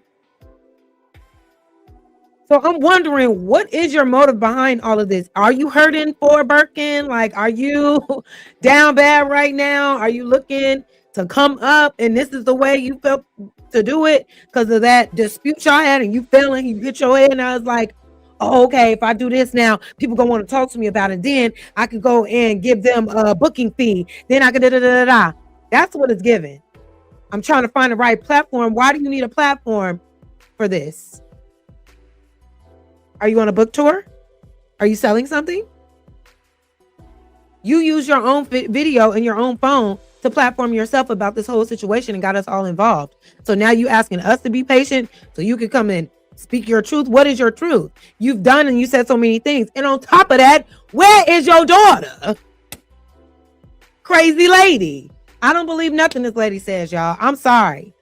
That's why I'm like, who telling the truth? Not her. And I'm not saying Tigger is fully innocent, but in this situation, I don't see I don't see how he is guilty of what she's trying to say. The appropriate platform and work with my legal team, but it is coming. Big Tigger took to his social media and he said, I unequivocally deny every allegation. I'm gonna read it. Thank you, Riva TV. But I'm gonna read this one for the people. So Tigger comes in again. I unequivocally deny every allegation that has been made against me. For the past 30 years, I've built my life around relationships and community. Those who know me know the man, the father, the husband, and friend I have been throughout my life. Because this is an active legal matter, I am limited in what I can say. What I can say is that I have complete confidence in the facts and in the legal process. I will continue to cooperate fully and trust that the truth will come to light. Thank you to everyone who has reached out with support and encouragement. My family are deeply grateful. And I believe him. I do. This sounded sincere. He didn't take it as an opportunity to try to bash her in any way. Just completely denied and is trusting that the process will play out, in his favor because he's confident that, he didn't do anything. That has been made against me. For the past 30 plus years, I have built my life around relationships and community. Those who know me know the man, the father, husband, and friend I have been throughout my life. Because this is an active legal matter, I am limited in what I can say. What I can say is that I have complete confidence in the facts and in the legal process. I will continue to cooperate fully and trust that the truth will come to light. Thank you to everyone who has reached out with support and encouragement. My family and I are deeply grateful. Now, this is like crazy. Okay, and I am in no way, shape, or form on the side of anyone who puts their hands on anyone, right? I don't agree with that, especially at our grown age, right? Like, I don't agree as a woman, you should, get into it with your man and be trying to grab his phone out his hand and snatching stuff or, breaking stuff. I think that that's a mess. I also don't agree that, you should be putting your hands on anyone regardless of how provoked you get in a situation, right? However, we got to speak about the realities of these situations, right? It has been, brought forth that she has also been arrested for, putting her hands on, him in their relationship as well. As you can see here, this is a document, right, that states that she basically was arrested for battery, family violence, September 29th, 2025, for putting her hands on Big Tigger. Oh. So you're a little violent bitch. Okay. You be doing the beating. Okay. All right. It's making sense now. Like, it's a mess. So it seems like this is like a back and forth thing. It seems like he, before was like calling the police and was like, if you put your hands on me, I'm gonna call the police, and did so. She got arrested for that, ended up getting out of jail. They must have worked on whatever situation, got back together, and now she caused, or created, a situation.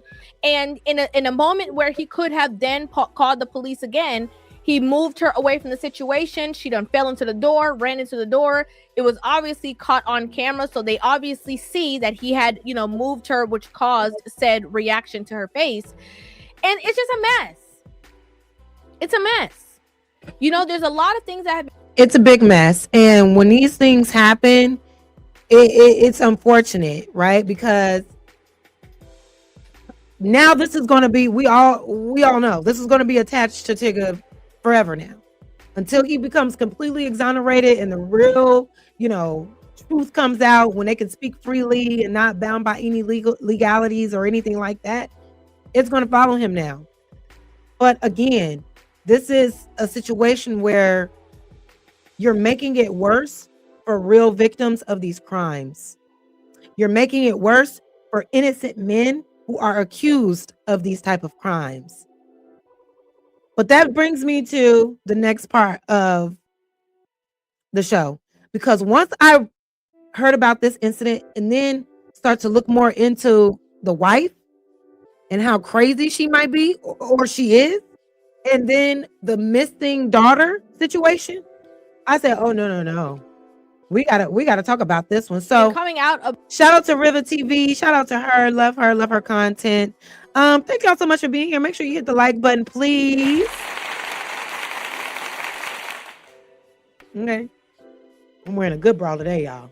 All right, okay, you see the cleavage.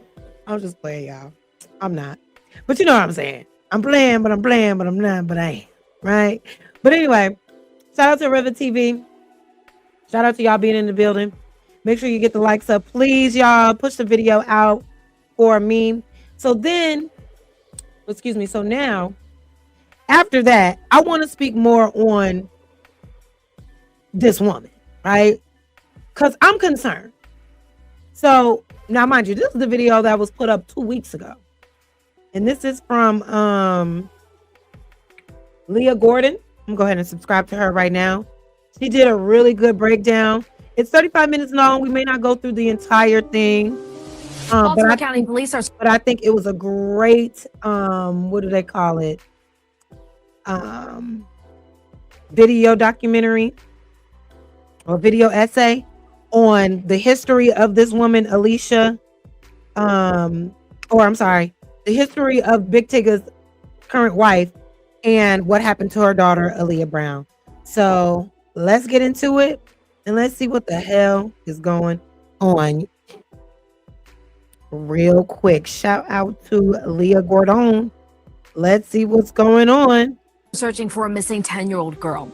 Aaliyah Brown has been missing since May 25th. She was last seen at her home. Baltimore County Police say this has been an active investigation since 10-year-old Aaliyah Brown went missing. But they say they have now reached a point in their investigation where they're asking the public for any information leading to her whereabouts. Someone inside the home on Aaron Russell Court called police saying the child vanished around 1 a.m.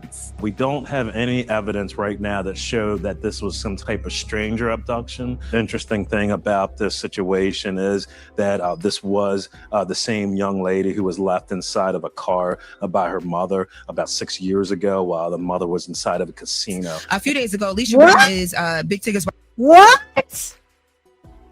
Dear God, take all the kids away from her. Tigger, you ain't do a background check on this lady? You didn't know none of this? You know what I mean? Like, she already got in trouble for leaving her daughter in the car for 6 hours while she was at a damn casino. Now, 6 years later, that same daughter is missing. How did she get into your proximity, Tigger? What happened? You need to get far away from this lady. But she also had posted a video to her Instagram with a bruised face, and the caption said, "Ask my husband what happened to my face." These allegations and accusations that have been circulating about me are false.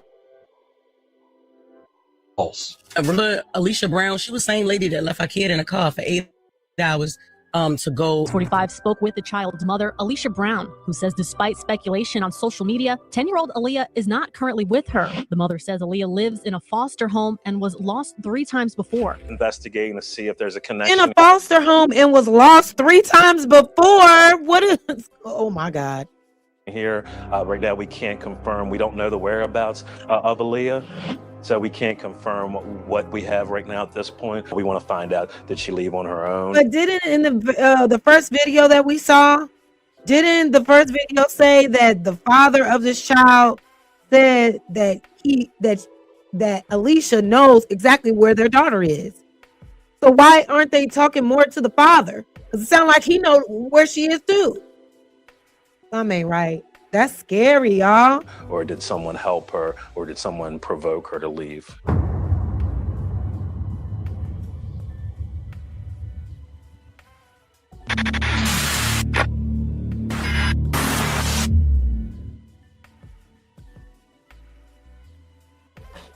Let me fast forward. I'm playing this shit right from the beginning. Aaliyah Brown was a 10-year-old girl living in Maryland at the time of her disappearance. Today, she is 17. She was growing up in what appeared to be a quiet residential neighborhood and likely spent her days, like many children her age, balancing school, routines, and the early stages of adolescence. During her youth, she experienced neglect, leading to significant challenges in her life. She was a child caught between 2 worlds, navigating everyday childhood experiences while also living under the strain of an ongoing custody battle between her parents. Aaliyah is the daughter of Durrell Williams and Alicia Brown. According to reports, Durrell lives in Maryland and is described as chill, laid back, and hardworking. Durrell was interviewed on the Nina and Joe afternoon show live in Washington, where he shared a little insight into their relationship in its early stages. Met Alicia in 2009. How our beginning started. We dated for a year. It didn't work out. And in that year, she sent me to jail, which was kind of my primary reason for not having this work out. And from the time that she was pregnant, had the baby, and we both tried to raise her, she did not really want me involved in Aaliyah's life. So it had always been a struggle to be consistently involved in Aaliyah's life without the court's help. I've always went to jail, ironically, for the same charge, and it was for assault. We got in an argument. We sort of went out one night back in, 2013, I believe, 2009, 2010 maybe. We supposed to have went out and we got in an argument, so I changed plans. I turned my car around and I was going to take her back home, and she took the keys out the car and we almost crashed. When I got the keys back to the car, he started hitting me with everything that was in. Did y'all hear that? Did y'all hear that? He said they were getting into it on the way to a date. They got into it in the car. She took the keys out of the car, almost crashed the car. The girl is nuts. She almost crashed. She almost. Oh, Jesus. These are the type of women that will kill. They will kill everybody, including themselves, to prove a point. Oh my God, this reminds me of that movie, The Crash. Did y'all see The Crash on Netflix? I wanted to review that, but I don't know how to do it without getting copyright strike or whatever. I'm gonna figure it out because that show was also crazy, and it's reminded that little portion. This is just a sidebar. It just reminded me because that girl in the car, she was driving the car and then put the damn, pedal to the metal, full throttle on the gas, slammed into a brick wall, and ended up killing her boyfriend and her boyfriend's friend. But she was willing to also die herself. But also was the only one that put a seatbelt on. But that's neither here nor there. But yeah, bitches like that be crazy. Vicinity of her reach in my car. I used to have I used to have a bunch of stuff in my car, so she was just hurling objects. By the time we got to park and the police arrived and everything, they arrest her because they look at my face, they look at all the marks on me, and they arrest her that night. But because she was pregnant, he said she was miscarrying, and they took her to the hospital, and then they released her. A day later, I got arrested. I had a warrant for my name saying that I brutally assaulted this woman, and it was completely false. So who is Alicia Brown? Alicia Brown is originally from Baltimore, Maryland. So she is already someone that be falsely accusing men because he just said that they got into the scuffle. She was winning. She claimed she was miscarrying, went to the hospital, and then lied and told them that he was whooping on her. Crazy. And has built a strong academic and professional background. She attended Phillips Academy in Massachusetts, where she studied rigorous academics and learned Russian. She later earned a degree in criminal justice from the University of Maryland, College Park, and a master's in political science from American University in Washington, D.C. Her background led her into federal technology consulting and cybersecurity. Before that, she served 4 years in the Army National Guard, training as a Russian linguist. She has said her early goal was to combine her military and language skills with high-level policy work. Brown later co-wrote a cloud handbook for the Centers for Medicare and Medicaid. After working in the Baltimore City Mayor's office, she transitioned fully into IT compliance and cybersecurity, advancing her career at Oracle. She eventually founded TMG Consulting Service and worked as a cybersecurity contractor. It's always a smart, pretty bitch, ain't it?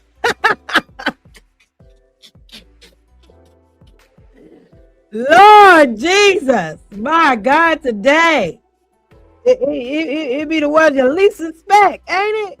Golly. For agencies including the Department of Defense, the Veterans Health Administration, and NIST. She has also worked as a personnel security specialist for the Cybersecurity and Infrastructure Security Agency. She became highly regarded in the tech sector and gained recognition for advancing initiatives supporting minority women in technology. She also previously served as the state president for the Maryland chapter of Blacks in Technology.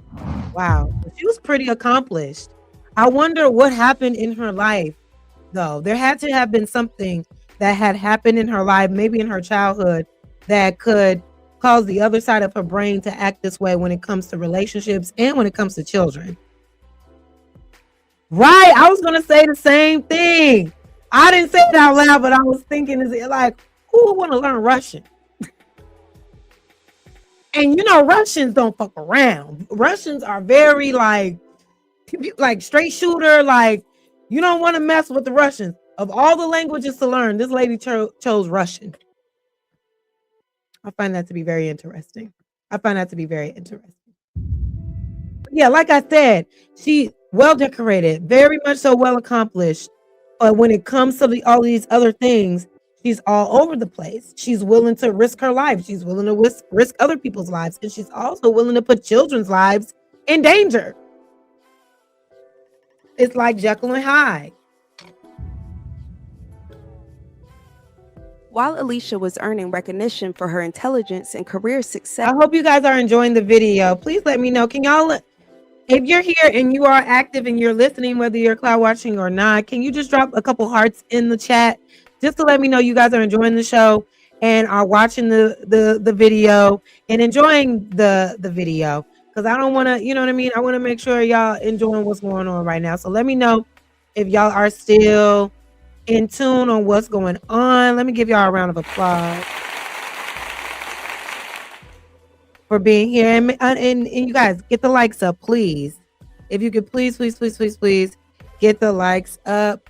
Drop some purple hearts in the chat or any color hearts, whatever hearts that you feel. Purple hearts preferably, but any heart works. I just want to tap in with the audience and make sure you guys are in tune and feeling what we got going on tonight for happy hour. Speaking of happy hour, I think I need a drink. I don't know what y'all have sipping right now. Drop it in the chat. Let me know what you guys been sipping tonight, if anything. Even if it's a tea. I love a good tea. Put me on to a new tea. But I think it's time for me to go get me a glass of wine. But thank y'all so much for being here. I really appreciate it, truly. But let's keep going. Make sure you hit the like button, share the video if you can, and I greatly appreciate it. And I think I got a Cash App today. Hold on. I did. Thank you to Pamela Silva for the $40 Cash App. Thank you so much, girl. Thank you for supporting the channel. I really appreciate it. Thank y'all so much. I appreciate it. Big Bad Kahuna, you say you drinking vodka shots? That's funny. Baby, vodka shots will put you on your tail. Let me see if she had a message on this Cash App. Thank you so much. Aw. Pamela Silva says, for love and admire your strength and wisdom, sis, stay true. Thank you, Pamela. I appreciate that. I'm trying to keep pushing on, girl. Pushing on. I appreciate you and I'm gonna stay true. Thank you. Yes, I appreciate y'all. And you know, make sure you guys like the video. That helps Auntie out a lot. That helps Auntie get some more wine, but you already know a super chat, a super sticker, and a Cash App will get the wine faster. We've conquered the Wi-Fi, right? We don't freeze that much anymore, right? Not that much. We don't freeze as much as we did before. But the donations help with the Wi-Fi. Look at that. You can still donate for some more lip gloss though. And you know, and to donate for the studio access I was trying to build today. That didn't work out. I just needed more time. Just give me some more time, okay? But anyway, we're just having a good time, y'all. I appreciate y'all being here. Ew, no Mountain Dew. It's nasty. That's nasty, y'all. Don't be drinking that. But anyway, let's continue the video because I think this is very interesting. This whole background on this woman, Alicia Brown. Aaliyah went missing at just 10 years old after a bitter custody battle between Alicia and Darrell. He had been seeking custody since their daughter was 4, citing concerns of neglect. One major incident drew public attention on December 31st, 2013, when Alicia left her 4-year-old daughter alone in a freezing car for 8 hours while she gambled at a casino. Freezing? Oh my God. Was initially charged with felony child abuse, neglect, and abandonment. Child Protective Services intervened immediately and placed Aaliyah in her grandmother's custody while Alicia was jailed. In 2014, Alicia accepted a plea deal and pleaded guilty to reckless endangerment. She was sentenced to 3 years with all but 5 days suspended, followed by 3 years of supervised probation, mandatory counseling, and a ban from entering casinos. However, she still had custody of her daughter. After the incident, Darrell intensified his custody efforts. Although he first filed when Aaliyah was 4, he did not get a court date until she was 7. When I got the call, I jumped in my car and I ran and I went immediately to their family's house. I don't think it was the grandmother's home, but it was like her sister, the aunt. And, you know, they were real friendly, welcomed me in because that's where Aaliyah had been.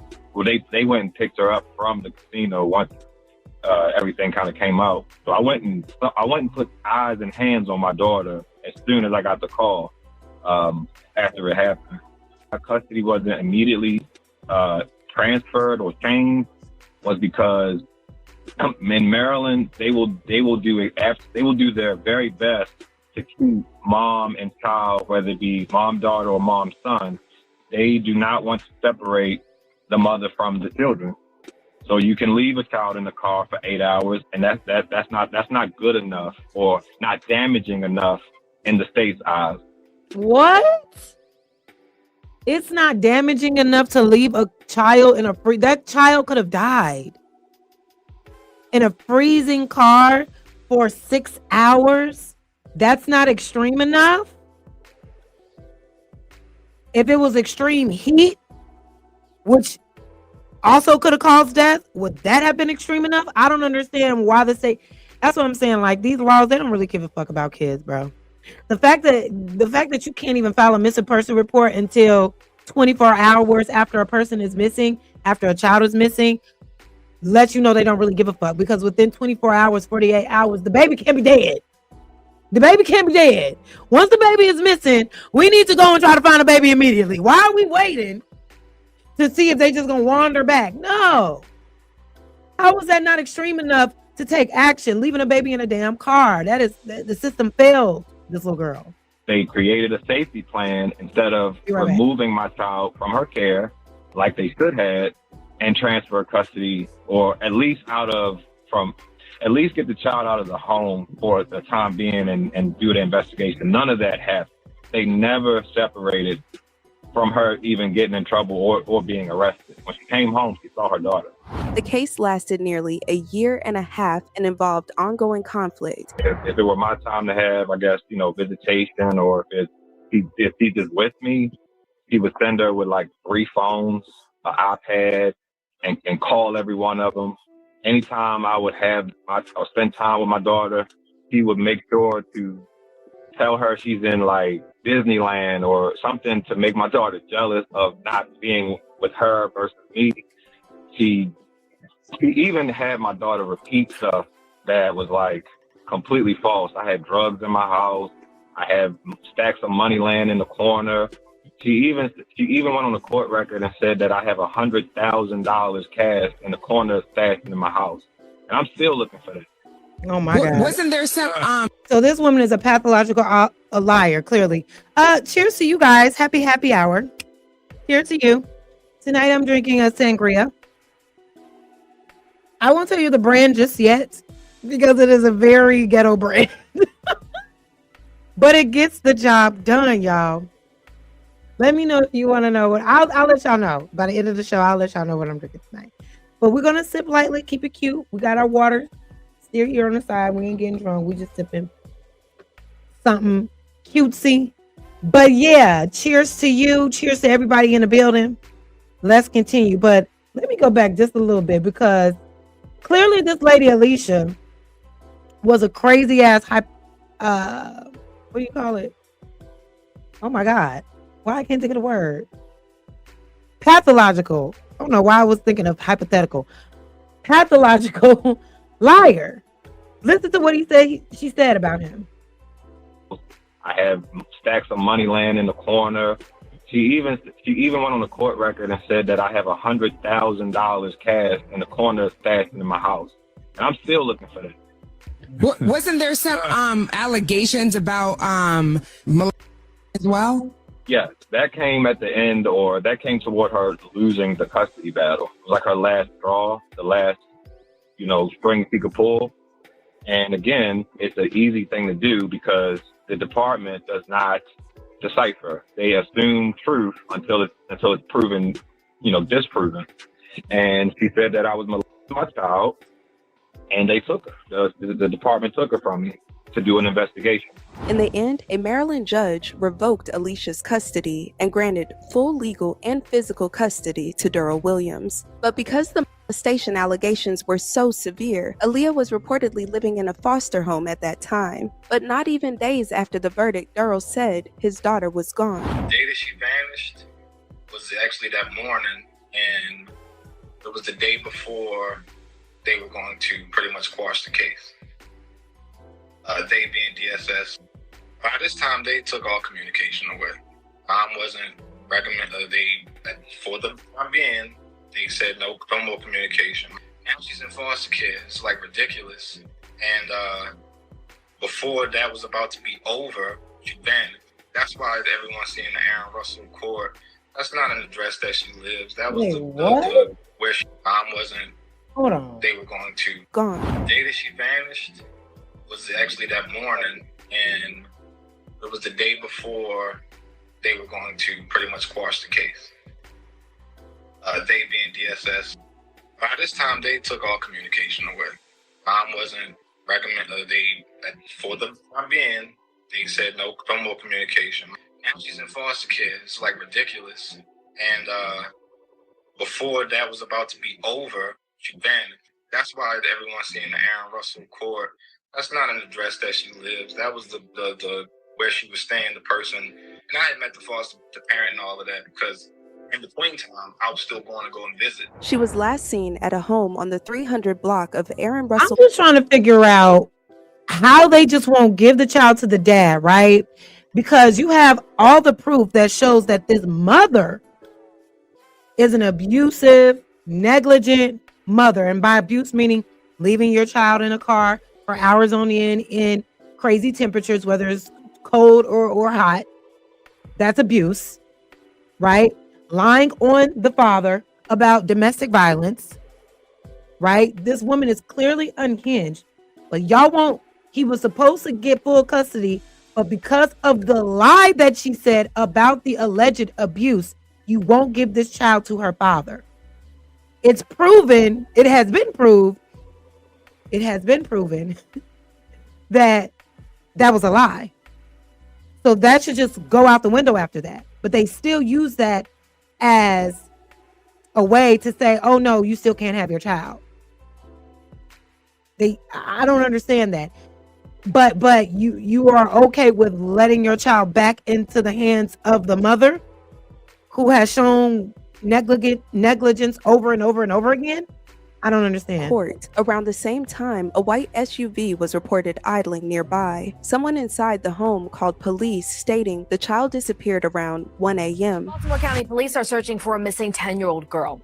Aaliyah Brown has been missing since May 25th. She was last 1 a.m. foster care. It's starting to sound like trafficking to me. It's starting to sound like sex trafficking, child trafficking to me. 1 a.m. foster care, you vanish. Are they talking to the foster care home? Because how does a 10-year-old child vanish from a foster care home at 1 a.m.? Had to be adults in the vicinity, had to be adults in that home. Did she just get up and walk out the front door? Did anybody ask questions? I'm lost. Seen at her home in the 300 block of Aaron Russell Court. Police say that a white SUV was seen in the area at the time. Anyone with any information about where she could be should contact police. A white SUV. She was trafficked. And maybe that foster house was paid. Because that's what happens, right? That's what happens in the foster care system, right? Like they participate in child sex trafficking all the time.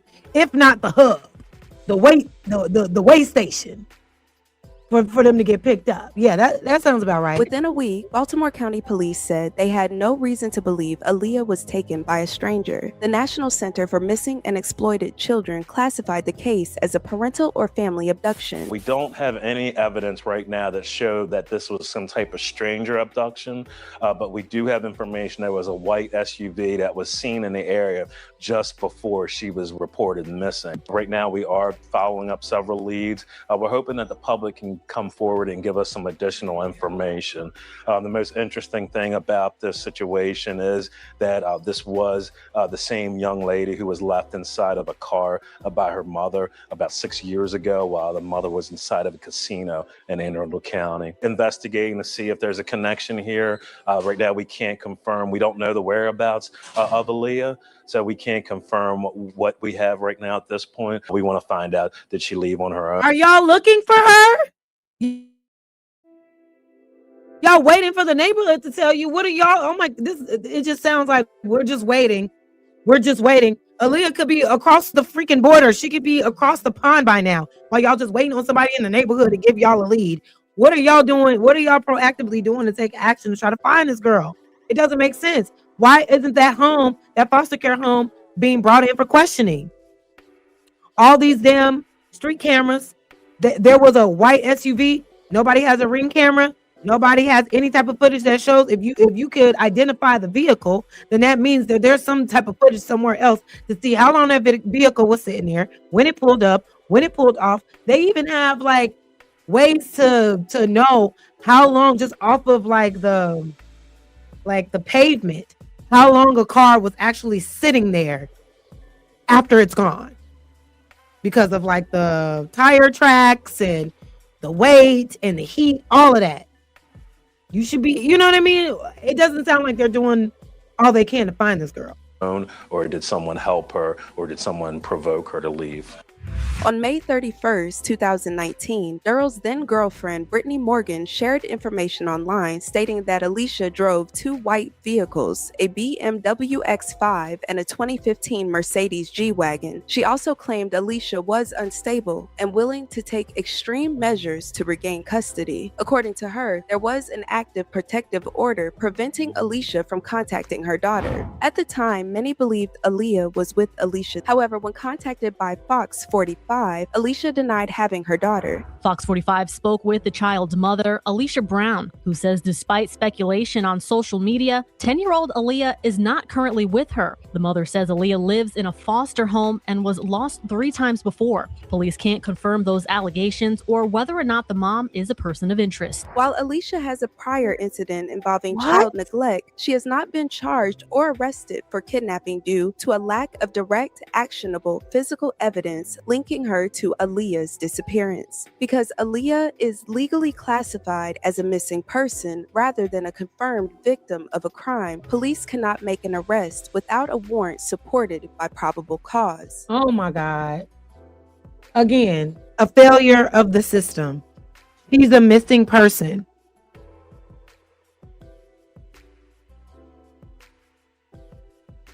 But not a victim of a crime. She's just a missing person. Her being missing could be a potential victim. She could be a victim of a crime because she's missing.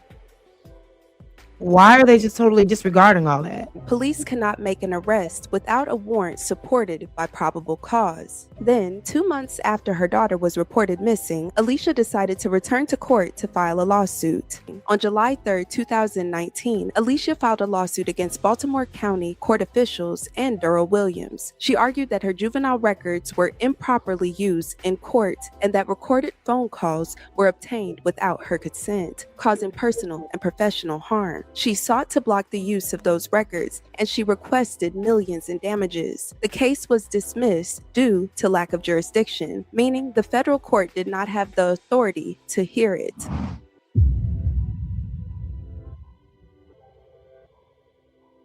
Over the years, the case has faced significant jurisdictional challenges. However, that has not stopped Durrell from actively searching for his daughter. He remains firm in his belief that Alicia knows exactly where their daughter is and continues to seek answers.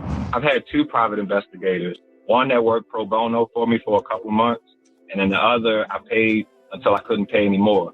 So as you all know, that's a great idea, but that's the worst plan for me, because the moment that this woman sees me, she's going to allege I did something and try to call the police. That blows up my entire plan there. But PIs are not free. And I went broke, and I do mean broke, for my family lawyer to be involved consistently in my daughter's life. So I didn't have any more money to pay for. And that's kind of part of the plan that you want. You bleed your pockets first.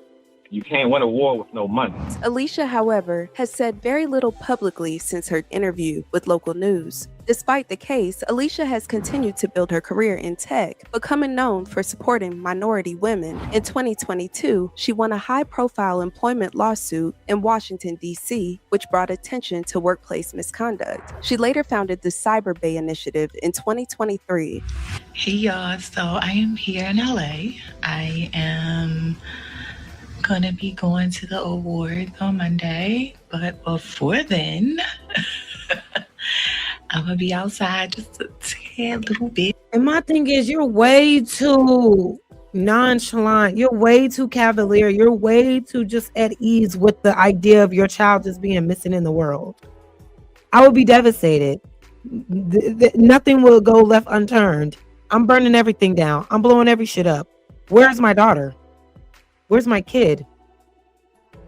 And you out here moving on and getting along and marrying again. Tigger, how did this woman get into your proximity, and if you did know anything about this, what was it about her that you still considered not only having a child with her, but also marrying her and then having a child with her?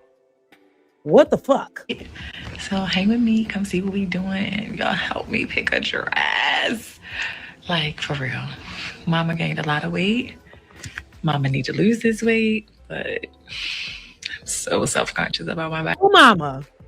We don't know where your daughter at right now, so you guys help me out. Before her recent public relationship, she previously had a child with another man, and it has been alleged she named that child Aaliyah like her first. I'm not gonna say his name. I'll just call him Jr. That's the child before Tiggers is a young girl, and ironically, her name is Aaliyah Brown as well. But she goes by. Well, one could only guess that because when you're searching for a missing child, you would hope that this baby comes up that's, alive and well and no one's looking for. So it throws off your search records. It throws off school records. It throws off. See? Remember, she's a smart bitch. All right? She's an intelligent psycho. So this girl went and had a whole nother kid, named it after the first child that is missing, to possibly throw people off the trail of the first missing child. That is some sick ass shit. Listen to what he just said. I am disturbed, y'all. We're watching this together in real time. I didn't watch this whole thing. I just glimpsed at it and I was like, okay, this is a good, reaction video. But listen to what this man just said. Public relationship, she previously had a child with another man, and it has been alleged she named that child Aaliyah like her first. I'm not gonna say his name. I'll just call him Jr. That's the child before Tiggers is a young girl, and ironically, her name is Aaliyah Brown as well. But she goes by. Well, one could only guess that because when you're searching for a missing child, you would hope that this baby comes up that's, alive and well and no one's looking for. So it throws off your search records. It throws off school records. It throws off identification purposes. In 2024, it was publicly reported that she was in a commitment with Darian Big Tigger Morgan, a well-known television and radio personality best recognized for hosting BET's Rap City before becoming a longtime radio host in Atlanta. In March 2025, the couple welcomed their first child together, a son. Baby, you don't know what you do to me. Between me and you, I feel like chemistry. I won't let no one come and take your place. Cause the love you give, it can't be replaced. So no one else can do. That's why I'm still my love for you. Won't please you any way I can. And he was so proud to walk in that hospital away with a daughter by this woman that he don't even know got a missing daughter, or maybe he does know, and that's what I need to know. Tigger, did you know? Because if you knew, there should be no way you thought it was okay to lay down and have a baby with this woman. Clearly, she's neglectful. Anything of her past, you're not a regular dude. You're Tigger's a legend. Rap City, the basement. You got a lot to lose. So everybody you come across, they need to be vetted, extremely vetted. Why wasn't this lady though? This is thick, y'all. When the announcement was made, Durrell expressed disbelief, questioning how Alicia was able to build a prominent career and new family while still being publicly tied to a missing child case. He Right. stated that both he and others had attempted to inform Tigger about the situation. According to Durrell, he is aware but has chosen not to get involved. By June 2026, Tigger had also Wow. come Hold under on. public. Let me turn the closed captions off. I just wanted that for the audio they were playing. But so Tigger, you were warned? You were warned about this, Tigger? You were warned about this? The baby daddy reached out and you just chose to look the other way? What kind of spell did she have you under? Where you didn't even want to consider what folks were telling you about this woman? That's crazy as hell. Public scrutiny following serious allegations made by Alicia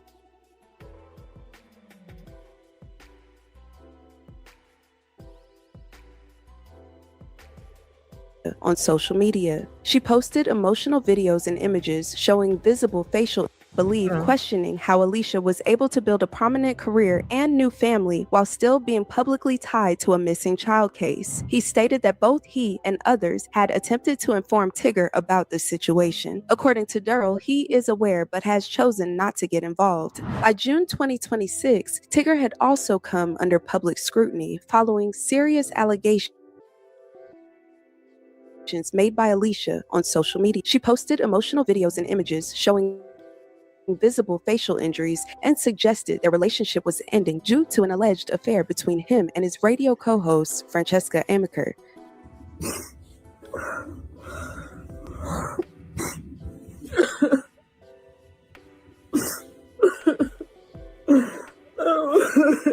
Even the sound of these cries sound like bullshit to me. And at this point, I don't have any remorse for her. I'm not showing any mercy on her because, bitch, where's your daughter? Where's your fucking daughter, you deadbeat ass bitch? What did you do to your child? Where did she go? After you, prior to that, left her in a damn car for 6 hours while you went to go play at the casino, lied on your baby daddy, tried to crash the car that y'all were in together. No. You need to go to hell and then go to jail and go to jail and go to hell again, because everything you do is a lie now. That cry, forcing it out, no. And that's why my spirit, when I first saw it, I was like, no, this shit ain't real. Something ain't right. But you guys, all of the stories we're covering tonight all have the same theme.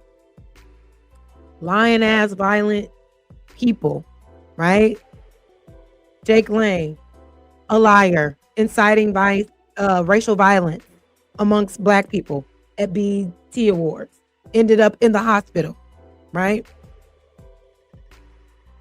This situation, this girl,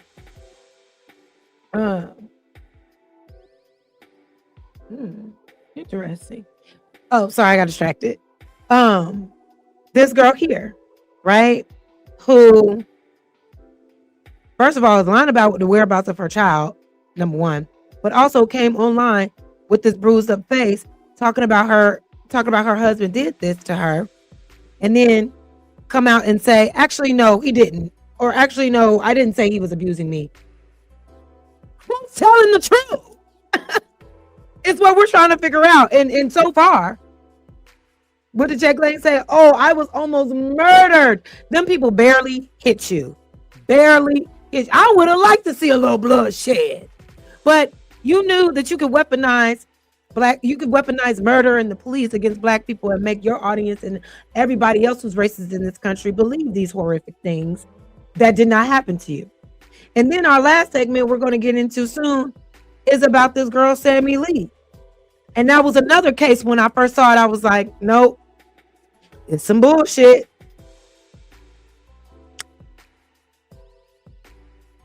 Violence. Violence. And lie. Who's telling the truth?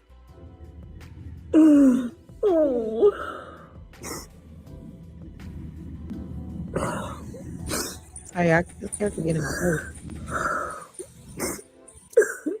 The posts were later removed and she returned online shortly after appearing unharmed and stating everything was fine. Was upstairs in her room. Well, she was sleeping in her room, but we all know that is not happening. And Big Son's son is upstairs in his room. Of course, he doesn't go anywhere else. Somebody asked me, do I have freckles? Hey, so this was after she posted that? This video right here was after she posted the video of her being hit or had that bruise? Wait a minute. Let me go back. Let me make sure I heard that correctly. Oh.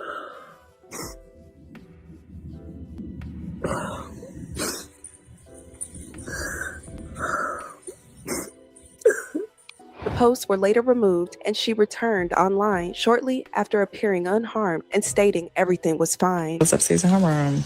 Well, she was sleeping in her room, but we all know that is not happening. And Big Son's son is upstairs in his room. Of course, he doesn't go anywhere else. Somebody asked me, do I have freckles? I do. They just be randomly popping up. So you're an attention-seeking whore. So after you made a frenzy online, making these accusations of you getting beat up, you delete everything, post a statement, and then make a video of you talking about, do I got freckles? Okay, so you're an attention whore. You like attention by any means necessary. Sicko. But yes, I do. This is not the first time Tigger has faced controversy surrounding his public image, both professionally and personally. Between 2023 and 2026, changes to his radio show drew attention after co-hosts Ms. Pat and Shamia Morton departed amid reported internal conflict. Me and Shamia didn't have no idea. No idea at all. I just knew they was going to renew her contract and I was going to go on by my business because I was never there and I could never be there. But that's what happened when you work with a hater. And I'm just going to go and say it. I don't even care because that can't nobody whoop my hater. You know who the hater is, Tigger. Tigger's the biggest hater. I mean, you had a good show and you messed it up because of your ego. And I think it's because I would come in there and say, I know it because I didn't care. I said, look, I don't need a job. And it is, you know, when you work with somebody who it's just jealousy. To me, it was jealousy. Really, I'm just gonna go and put it out there. And if you call me, we can fight in the street. it was jealousy. But I was really, when they walked me in now and they said, we're not renewing your contract, because I said I was leaving in August. I was so shocked. I said, y'all gonna fire me? Wow. Do you know these people get up to listen to me? Don't nobody listen to this crap. Oh, hit podcast, hit TV show. Hit TV show. Yeah. And you gonna fire the person who had the most going on, which was me and Shamil? You gonna leave the DJ? You want the DJ just to spin records? Did Tigger at least reach out to you and say thank you for? I blocked that. Damn. He sure did. I said, I'm not Shamil. You don't play with me. I'm 52 years old. I don't have time to play these games with you. You're low down, you're dirty, and anybody who go over there and work for him, and the show was doing well. When I got there, they were number 15. When I left, we were 2 and 3. Wow. You gonna fire us?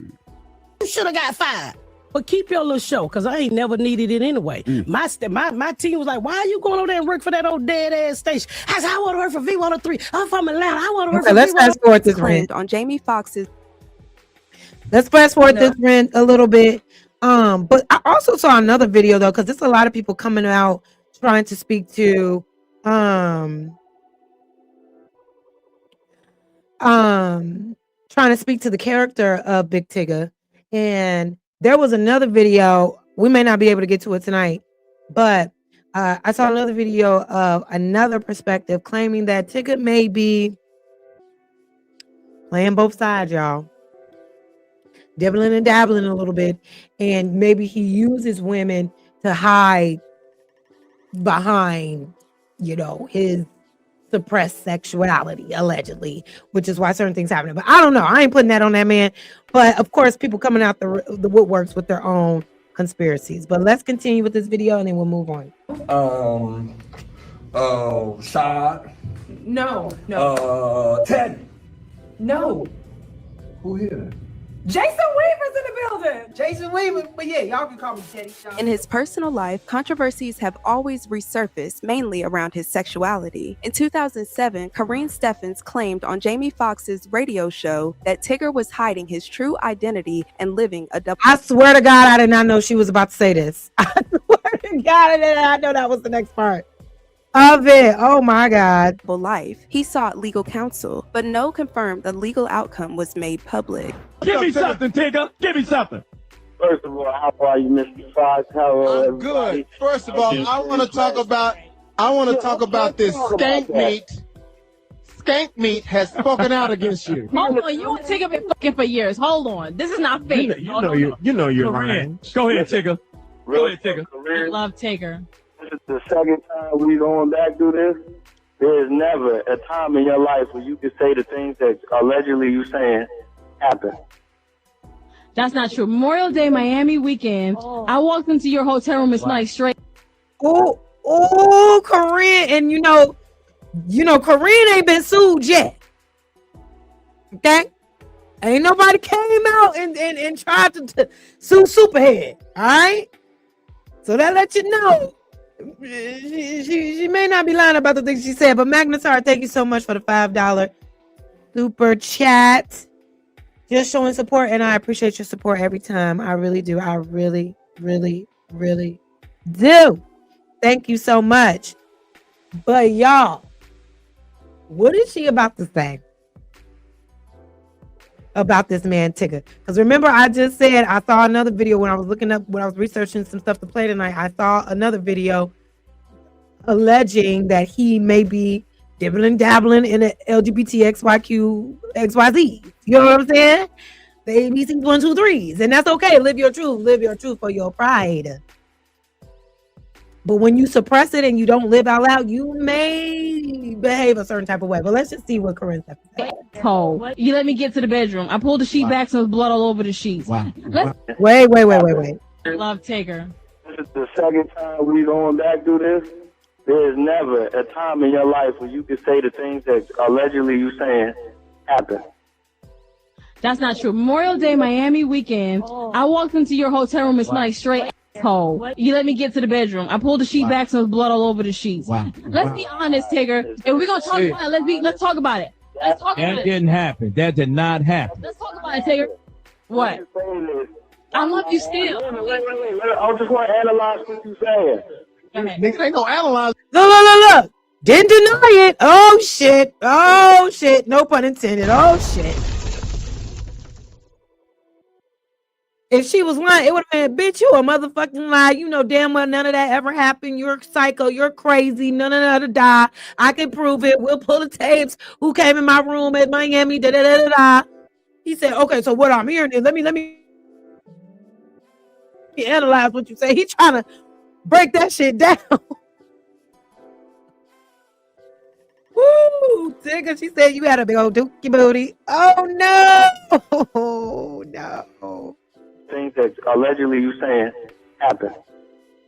That's not true. Memorial Day, Miami weekend. I walked into your hotel room and smelled like straight asshole. You let me get to the bedroom. I pulled the sheet back, so there's blood all over the sheets. Let's be honest, Tigger. If we're gonna talk about it, blood all over the sheets is wow. That was very graphic. That was very very graphic and very specific. Okay. That was very specific, very detailed. She named the time, the place, the hotel. She didn't name the hotel, but said she came to the hotel and saw the sheets pulled back with blood all over. They was doing some major asshole fucking that night. God damn. Let's talk about it. Let's talk about it. That didn't happen. That did not happen. Let's talk about it, Tigger. What? I love you still. Wait. I just want to analyze what you're saying. Niggas ain't gonna analyze because she just told you. Butt was busted. Let's get to it. Corinne, I tell you what, you can keep on with all of this. I'm glad you're getting checks. I'm glad you get money. Hey, she ain't getting paid from us. You see, he didn't deny it though. He said, I ain't even gonna argue with you. Get your check, get your money. Yeah. Oh Lord. Oh no. That's why it's like, baby, if you're gonna be gay, just come out. Just be truthful. Be honest. You know what I mean? Like, Niggas gotta understand it's okay to be gay, especially in 2026, baby. It's women out here that are okay with dating men who go both ways. Trust me, I know. I'm not one of them. I can never go. But I know. I have male friends that are, you know, they do their thing. They do what they feel, right? And the women that they deal with know that they do what they feel. And it don't stop nothing. So it's just like this DL stuff, just live your truth, baby. The more of y'all that live your truth, you'll see more of your homeboys coming out too. I'm just playing. I'm just saying, if you are honest with yourself, right, it'll encourage other people to be honest with themselves too. Live your truth for your pride. Before you end up blasting on the radio show saying that you had blood and shit all in your sheets. God damn it. Really? Come on. I want you to remember who sent you money to feed your son. You did. You said it was. There you go. So he basically saying like, why would you tell the world this when I sent you money to feed your kid, bitch? I sent you money. Why would you tell them my shit stories? You nasty superhead lady. Why would you expose me like that? See, he didn't deny it. That's why I'm like, just live your truth for your pride. You might as well, baby. You might as well. Because that closet gonna open one way or the other. But let's keep going. No food in the fridge. Absolutely. I want you to remember all of this. Let's go Tyson Beckford right now. She's I think she's calling out more people. You said Tyson Beckford? Let's go Tyson Beckford. I believe Tigger. I believe. Wait a minute. Hold on, everybody. Listen. Let me say this. I love women. I love women that love women. He does. Never in my life had a man get behind me. I've never gotten. You heard Corinne. He does. He does love women. However, he may like some dick too. Gotten behind a man. That's not how I do. Because you're taking on your back, baby. Excuse me? What? She said, I hate to say it, but No. I feel like this. Oh my God. See, that's why I always like this bitch. She's a messy, honest lady. I love a messy, honest lady. You know what I mean? But wait, get into what she just said though. Love women. He does. Never in my life had a man get behind me. I've never gotten behind a man. That's not how I do. Because you're taking on your back, baby. Excuse me? He said, I ain't doing the bending and I ain't bending over either. And she said, oh, did you take it in your back while you laid on your back though? Because that hole, you can still get in that hole laying on your back, you know. I'm just, you know, because she said it has to be a way, baby. She said, so you doing the bending. You doing the bending.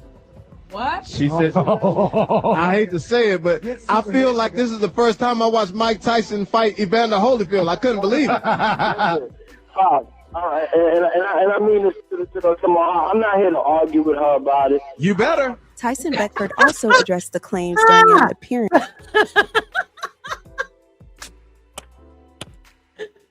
Wait. Exactly. You better, nigga. You better argue with her about this. Because these some thick allegations she putting on you. You just gonna let it fly? That was funny as hell.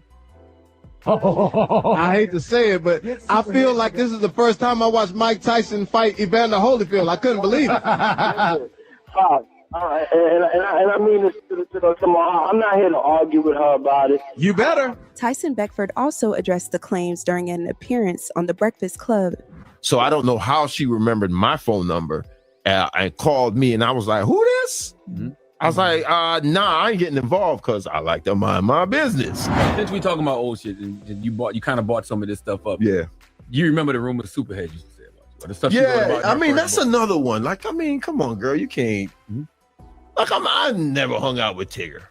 I'm like, I don't even know that ninja like that. You know what I mean? I met him a couple times at a hip hop event, and that's it. But again, I thought she said that was a Diddy part. Where is she? You know what I mean? Who is she? Yeah. There's nobody just out here trying to tell stories on. She don't named how many of us. You know what I mean? And it's like, girl, go sit down somewhere. How did that impact you back then? How did it bother me? He said, I don't know Tigger like that. I mean, I did meet him a couple times. I don't It don't sound too convincing. Yeah, to back me. then. Oh, if I, one time so let me tell you how that rumor started. She called me one time talking about, oh, I need some money. I need a place to stay. So, evidently we lived in Jersey together. Oh, I didn't see these, but who's Miss Pat? That lady that was talking about the radio station? Is that who y'all talking about? Hold on one second, y'all. I'll be right back.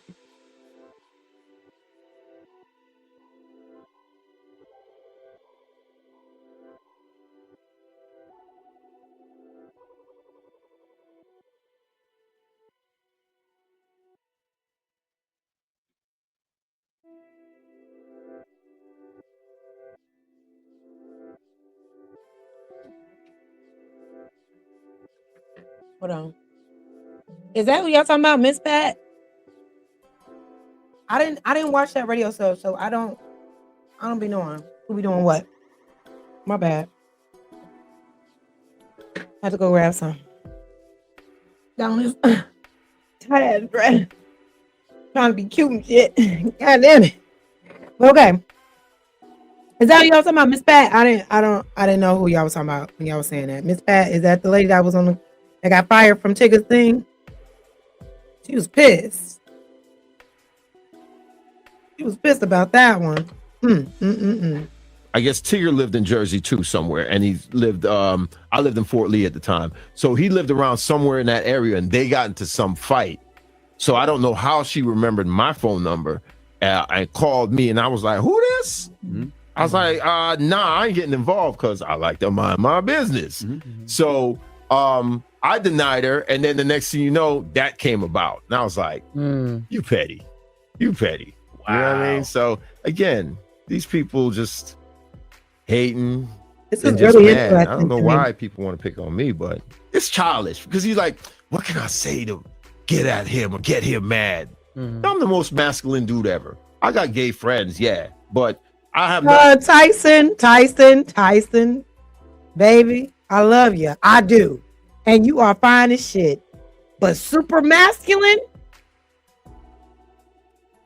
I've never met him. I don't know him in real life. I don't know, how he really operates and all that. But just looking at this nigga, it never gave super masculine. It never gave that.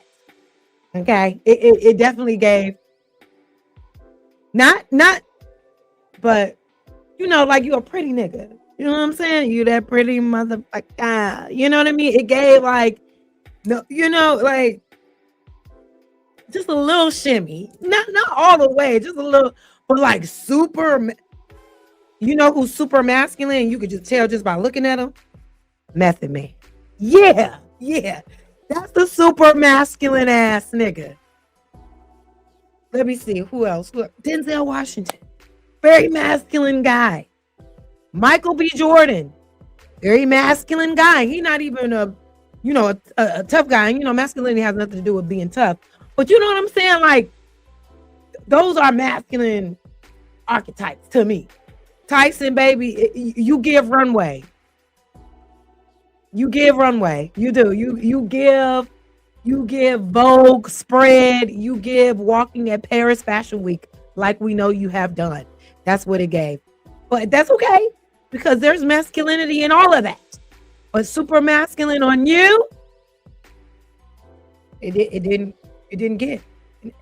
At least not no problems with the gay community, and they always bat me up and be like, "No, he's not like that. He's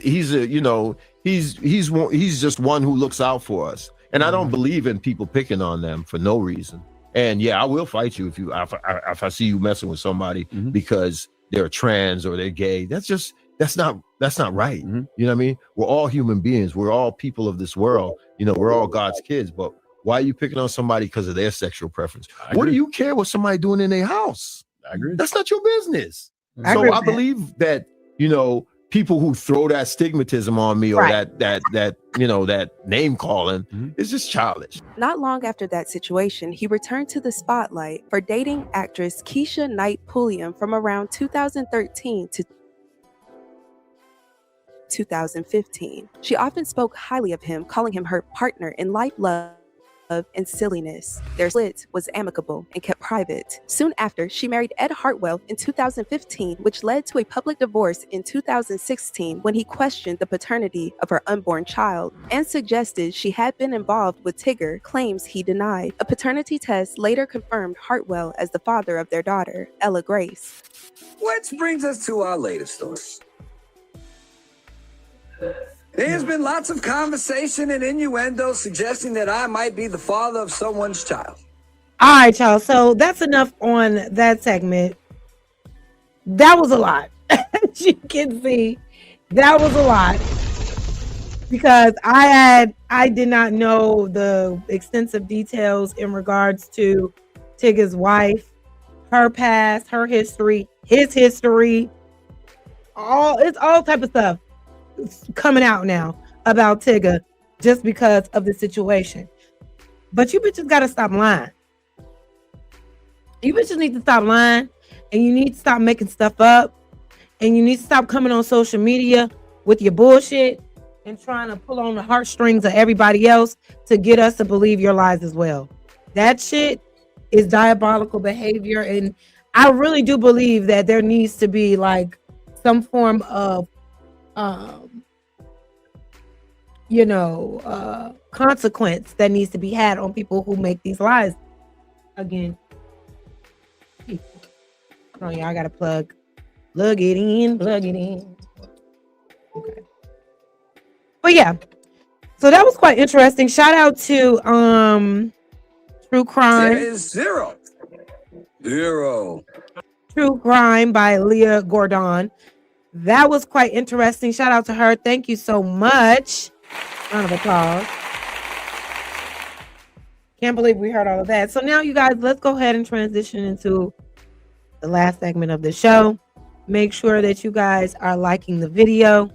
Share the video, please. I really appreciate all you guys hanging out with me on Happy Hour. What time did we start? 6:45. It's 9:30 CST. Not sure where you guys are, but you could be anywhere in the world and you're here on my little stream with all 27 of you right now. So thank you. Thank you so much. So we got to get into this last story, y'all.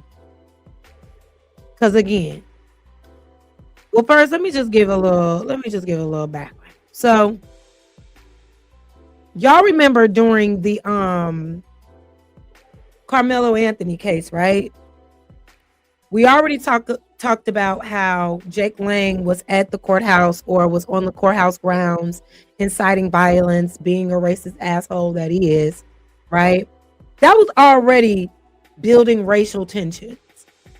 But then there was another video of a guy going around or approaching this white man and like trying to fight him, talking about weren't you on Karmelo's jury? Weren't you on Karmelo's trial? And blah, blah, blah, blah, blah, blah, blah.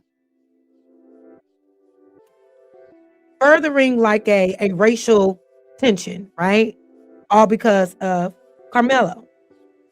I'm going to show y'all that video real quick. And then we'll get into the new situation that has happened with this young lady named Sammie Lee. Now, I have never heard of this girl before. Never knew she was anyone of any type of importance. Her name just came about, right? Oh, since this has come out, and based on the other things that have happened, it just seems like this is intentional. This is propaganda. This is kind of like, yeah, like I said, like it's intentional. Like they're doing this purposefully to further the divide, to build racial tensions, to start whatever weird ass race war that they want to incite, right? So let's get into this one video. Because when I first saw this, I was like, I know niggas is not going around doing that.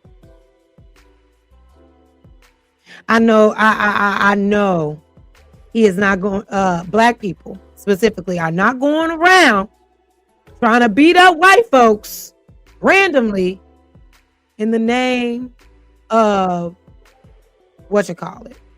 Carmelo Anthony. I'm all for having Carmelo Anthony's back. I'm all for doing what's right, but I don't know if that's always the way. Now, do we endure violence that way? Are we picked on unprovoked? Absolutely. But when I saw this, I was just like, no, this is not the way. So let me get into this first video of what happened shortly after Carmelo's case ended. Oh, I don't have it there. Let me share the video. Sorry. Shout out to Ticket TV. He be coming with the stuff, right? We still here, y'all. We still here, y'all. Don't go I just nowhere. want to give you guys a quick up. Don't go anywhere. Make sure y'all like the video. And then let me pull it up like this. Okay. During the course of the stream, if you guys want to donate and support the channel, All right, so he's talking about what we're going to get into with this Sammie girl, right? But look at this actual video. Hold on, wait. Okay, let's get to this mark of the video of what happened first,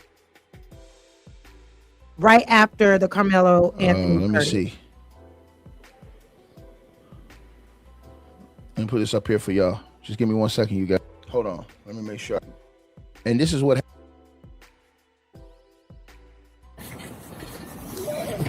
Hey, wasn't you on jury selection? Now, he asked him, wasn't he on jury selection, right? So he asked him, wasn't he on jury selection? And then, right, he assaults the guy, right? He assaults the guy, right? I can't show it on this video. He assaults the guy, right? Now, that's the aftermath of the assault right there, right? So after he assaults the guy, right? Now, this is what happened. No, he wasn't. Seriously. No, he wasn't. He wasn't. He was on jury selection. He's a vet, dude. He's a vet. He's a vet. He ain't been on jury selection. I ain't worried about that. Fuck you. You gonna die. Quit, dude. You on jury? When you on jury? No, he wasn't. He wasn't. You on jury selection? Now, y'all see that dude, he pulled out a weapon. That dude pulled out a weapon, right? So that dude pulled out a weapon right there out of his pocket. Look. So when he pulled out a knife. He pulled out a knife, right? And look, you come up to me and assault me out of nowhere. If I got a knife, I'ma use it. If I got a knife, I'ma use it. I'm not about to meet you with the same kind of force you met me with. No, because I don't know what else you got. You just came up to me unprovoked. So, very ironic, right? Very ironic. But let's keep going. He pulled out a knife. Watch it right here, y'all. So this is after he got hit. So dude just walked up on him. Right? He assaulted him, as y'all see right there. Hey, Big Sean, thank you so much for being here. And I'm aware of this. I'm aware of this. We've talked about this. Some stuff he be on point, some stuff other. I'm just extracting the videos that he did because he kind of compiled them this particular thing up really well that helps with the show that I'm doing. But I appreciate you letting me know because I kind of I'm not gonna say that he be lying because I don't know him like that to call him a liar, but sometimes he may be wrong. He be having the story wrong sometimes, but I appreciate you pointing that out. What you say? So you tell me a woman can be finer than porcelain china, have a giddy personality, be intelligent as F, have good job of walkie, and tornado top, but in the end be a bad shit quasi. Yeah.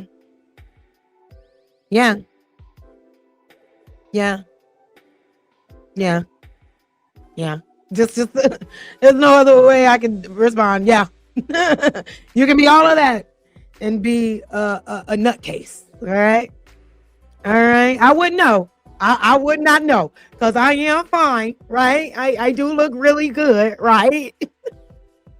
I got a giddy personality, right? I'll be laughing and shit. But I promise you, I ain't that crazy. I'm crazy in like a fun way, like I'm crazy when it's necessary, but I ain't crazy just making shit up, neglecting kids. You know what I'm saying? Doing weird ass shit. But let's keep going, y'all. Y'all got me thrown off. But I like this. Wait a minute. Yes, not going anywhere. We are here to the end. By the way, we need a name. Beyonce has Beehive, Taylor Swifty. What are we? We gotta brainstorm. What are we? Let's think about it. Talking about you on a Karmelo Anthony jury? No, he wasn't. Seriously. No, he wasn't. He wasn't. He was on jury selection. And this is all they need, right? I'm not a nutcase. I'm not. I'm really not. I'm really not a nutcase. I'm just passionate. A nutcase is what we just reviewed. All right. That lady's a nutcase. That I can't relate to that type of shit. You know what I'm saying? He's a vet, dude. He's a vet. He's a vet. He ain't been on jury selection. I ain't worried about that. Fuck you. You gonna die. Quit, dude. You on jury? When you on? But again, this is all the media needs, right? This is all the public needs to make it for them to double down on how they think that we are and why we deserve the treatment that we get. Because when we're going around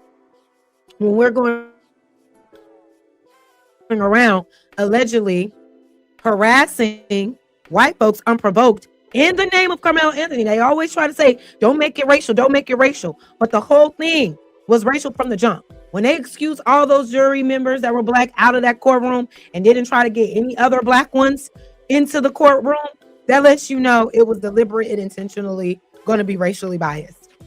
Period. What's going on, Johnny Ray Jackson? Come on, Johnny Ray Jackson. That's a hell of a name, Johnny Ray Jackson. Where you from? Where are you from? But let's continue. No, he wasn't. He wasn't. You on jury selection? You was on jury selection? Oh, not for Anthony, not for Karmelo Anthony. Oh. Oh. All right, my beat. I thought you was on jurisdiction for Car. And the thing is this, my niggas. I understand the frustration. I really do. You just want to somebody. This ain't the way. This ain't the way. Especially if you don't know who you're approaching. That man was just kicking it on the street. That lady said he was a old army veteran. You going up to random motherfuckers? Random? It's one thing when, you know, maybe you know exactly who was on the jury selection and you want to approach them and maybe ask them questions, but you didn't even know this motherfucker.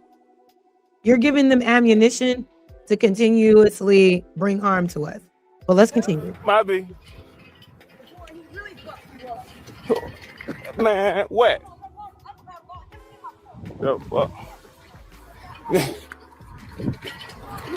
So that's what happened, right? Now, in the aftermath of that happening, the report came out on the news that various situations like that had been stirring up. Now you come to the other situation again. Let's rewind it one more time so you guys can see what they were saying, right? So now it's been a whole situation that's been going back and forth with whites and blacks with this Karmelo Anthony situation. Let me play it again for y'all, right? So he walks up to dude, assaults dude, right? And you can see clearly right here, the dude got a knife on him. That's why we in this situation now. Walking up to people and assaulting people, okay? We don't want to just be doing that now. Dude got a knife on him right here, right? But this is what happens. Oh, no, he wasn't. Seriously. No, he wasn't. He wasn't. He was on jury selection. He's a vet, dude. He's a vet. He's a vet. He ain't been on jury selection. I ain't worried about that. Fuck you. You gonna die. Quit, dude. He ain't even saying you gonna die. Come on. Get up out of there. Get up out of there. All right. Don't make it worse than what it is. Yes, I'm aware. Yes, I'm aware. On jury. When you on jury? No, he wasn't. He wasn't. You on jury selection? You was on jury selection? Oh, not for Anthony. Not for Karmelo Anthony. Yes, yes. Thank you. And thank you for being here, for adding to those views. Thank you so much. I appreciate you. Thank you. Yes, that was always the plan. I appreciate it. Thank you so much. Oh. All right, my beat. I thought you was on jurisdiction for my beat. Man, what? Oh, well. So that's what happened, right? That was real. So this stuff was reported, and now you got this. Now you got this. Now you have this. FBI joins probe into free Karmelo mob that allegedly beat woman while chanting support for killer. That's all they needed, right? So now let's bring our attention to this bitch, Sammie Lee, right? So I went on Sammie Lee's page because one thing about it, when I saw all of these different things happening, right? When I first saw this case with this girl, Sammie, and when I saw the mugshots of these black women, I was like, that shit is fake. It's not real. Those mugshots gotta be AI generated. They look too typically like the average look of a black woman, right? And we'll get into it. And I'm gonna dive a little bit deeper with y'all tonight to try to help y'all understand how I think this is all just bullshit and propaganda and just something that weird media, I just don't think that it's all the way true. I do believe in false flags. I do believe that the government can create incidents that aren't real to set out an agenda, right? So let's get into Sammie Lee. Sammie Lee on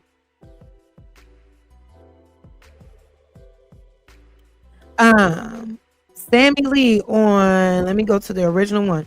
Now, mind you, these are the photos. Hold on, I'm gonna go to her original message. Okay. So it looked like her original photos one person here. Maybe she posted somewhere else. But first, let's just analyze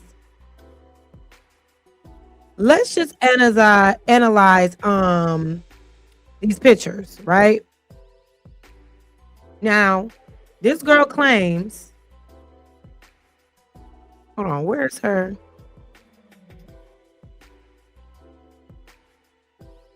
Where is the damn post?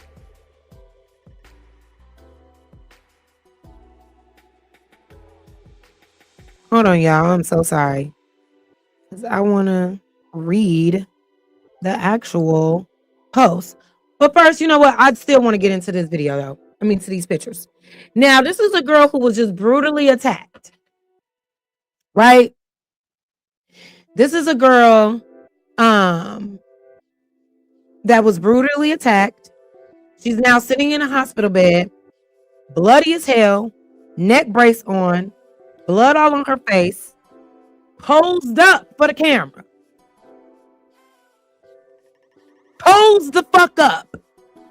Damn near giving smoldering eye. Damn near smizing in the camera.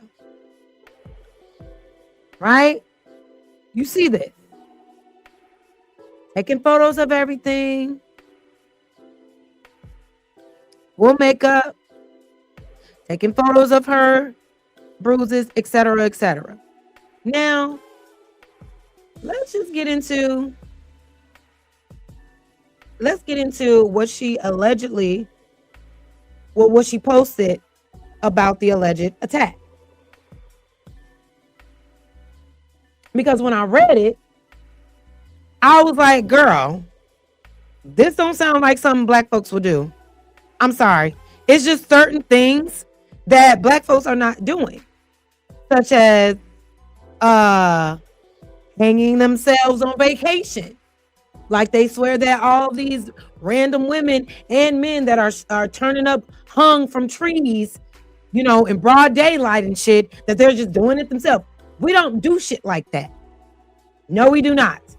It definitely has happened before, but does it happen in mass the way that they're making it seem? Absolutely not. But when I saw this, I'm like, bro, something about it ain't right. To make it about black people So is problematic. of course, Taz is on the job, right? He's on the money. Exactly. Taking a whole ass selfie. She's in.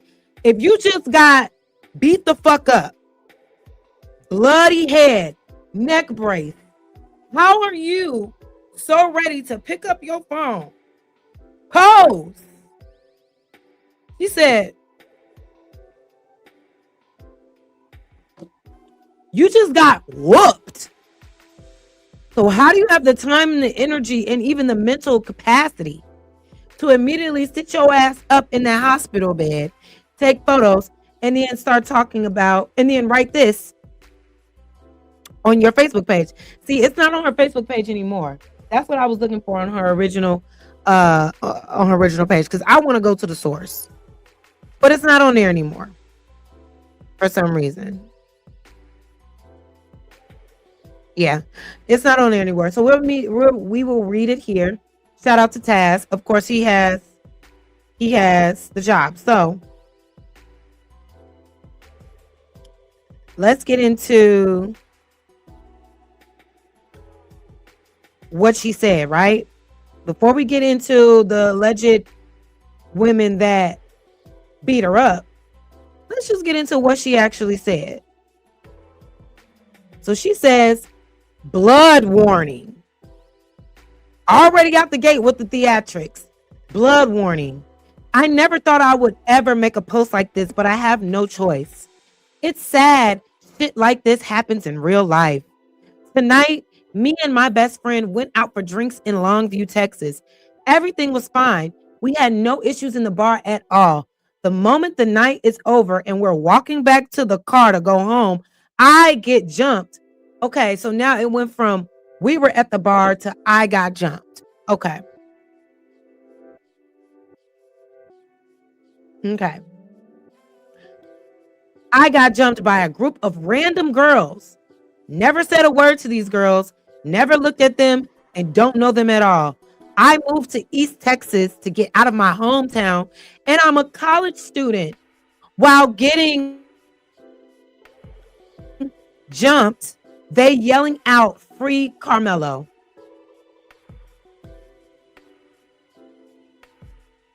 While getting jumped, they were yelling out, "Free Karmelo." Let me know if y'all really believe that shit.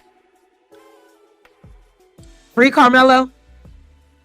That's what they were doing. So they wanted you to know what they was doing it for. They just jumped you out of nowhere and wanted you to know that they was doing it for Karmelo.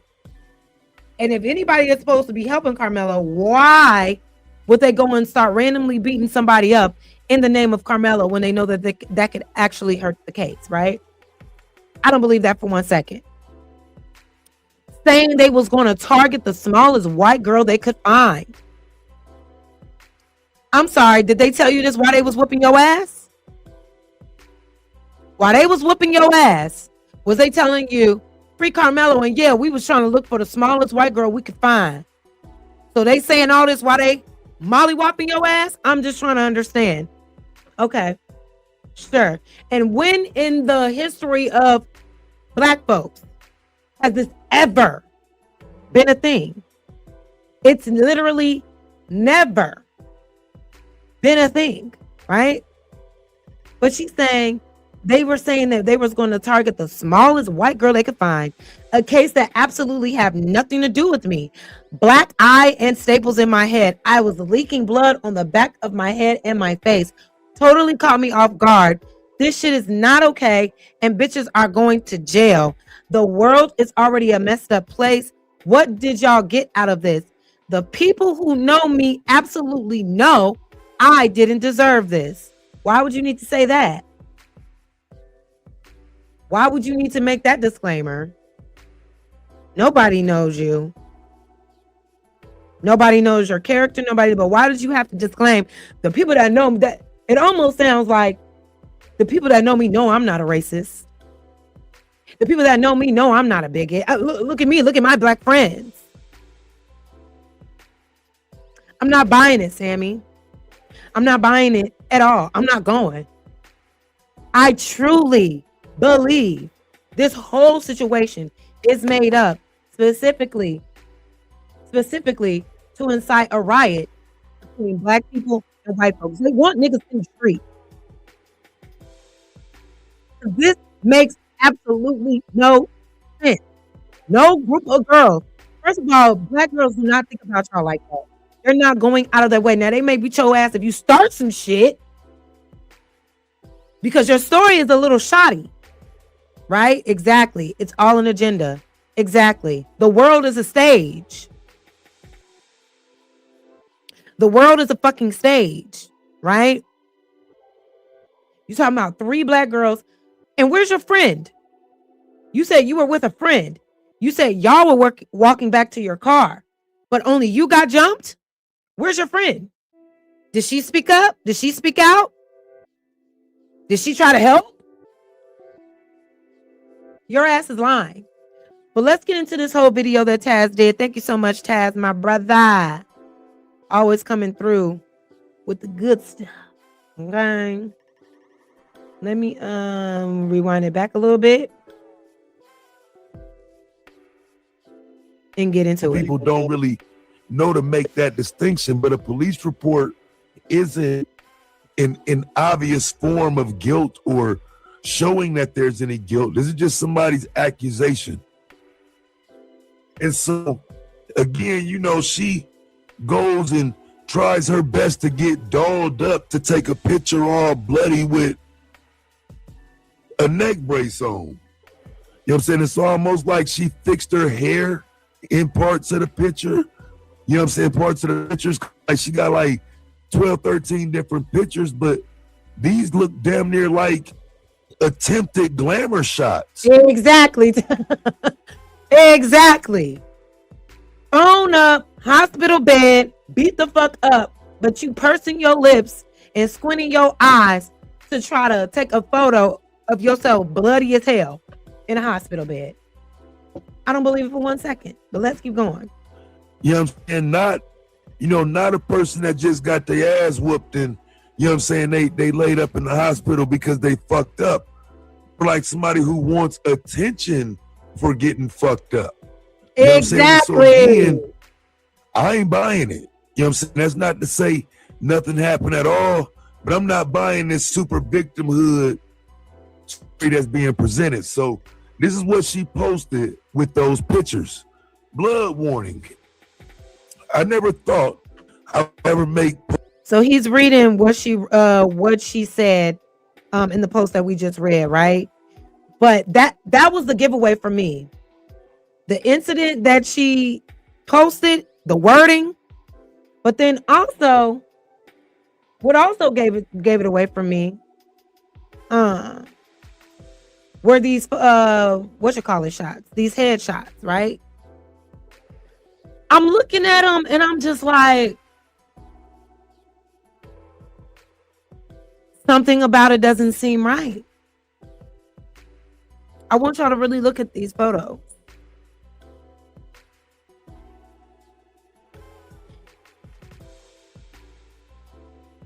So, Carrie Ann Fuller, right? Did they pick her up with her hair like that? Was this the night of? Alana Murphy with typical braids that you see a lot of black women with, right? What do they call those braids? Goddess braids or something like that? DJ Brown. Braids again with heavy baby hairs, right? Very typical, very stereotypical images of black women that they love to put out, right? Now, at first I thought it was funny. It was weird because I didn't understand the smocks, right? These black smocks they got on that look like what you put on when you're getting your hair done or getting your hair cut. I thought that was strange. So I was like, wait a minute, this got to be AI because what the fuck are they wearing? But when I went to go look up the inmates at Longview police station, they do be wearing these smocks. But I did another due diligence. I went and I looked up, right, the names of these girls. So let's look up Alana Murphy. Now, mind you, all of these girls are in their 20s. We know, without a shadow of a fucking doubt, everybody and their mama got at least a Facebook page. At least. Even if they don't go on it, even if they're never on it, never active, they have a Facebook page, right? So I'm like, okay, let me look up Alana Murphy.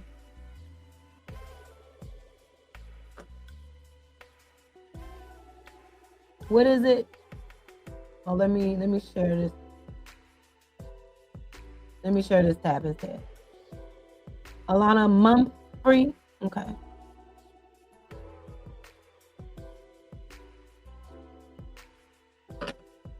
Now, when you look up Alana Mumfree, there's only so many people that pop up, right?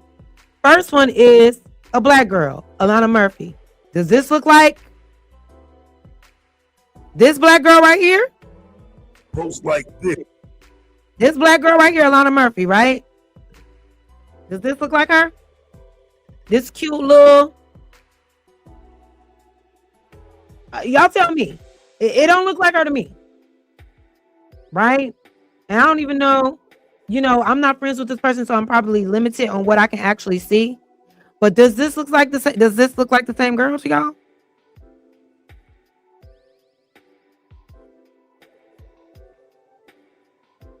It doesn't look like the same girl to me. Okay? Doesn't look like the same girl to me.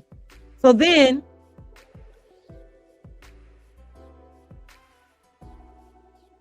I'm gonna have y'all look at it again. Alana Mumfree. Doesn't look like the girl that was in that mugshot. And this Alana, last post was December 2018. That's the last time she updated her profile picture. She looked young as hell. Now, according to the case,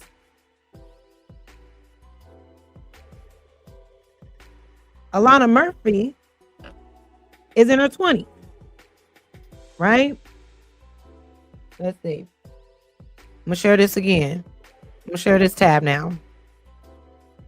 I just want y'all to just walk with me for a second. Just walk with me. You think it kind of look like her? I don't think so. Let's see. You have Deja Shaylin Brown, 26 of Pittsburgh, Alana Murphy, 25 of Longview, on warrants of assault causing bodily injury. And then we have Syrianne Fuller, 21, right?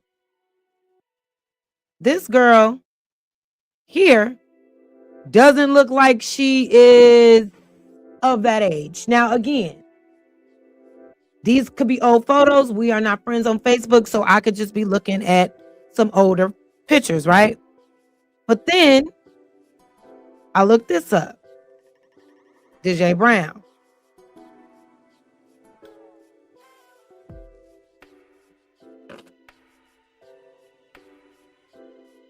Right? Now, DJ Brown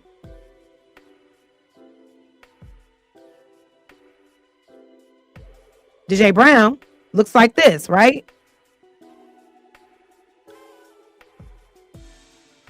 When I go and look up Deja Brown on Facebook, I see Deja Brown from Chicago, Illinois. Does that look like her?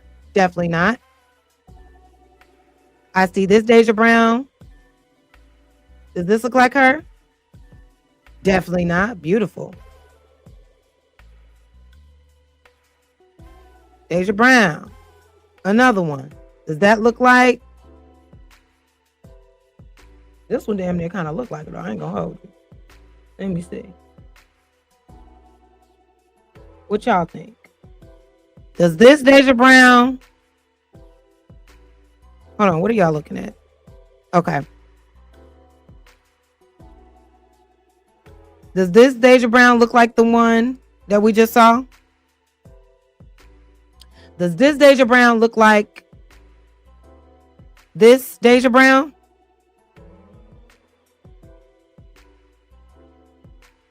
How can I? Let me zoom in a little bit.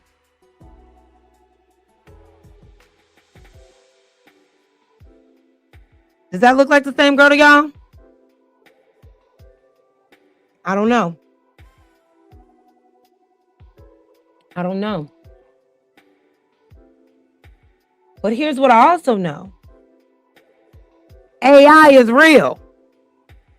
Okay? AI is very real. And that deep fake shit is also real. So it's not highly unlikely that they could have put some photos through an AI and created mugshot. I know that is a deep conspiracy right there. But because this shit seems so crazy and stupid, I'm willing to believe anything at this point.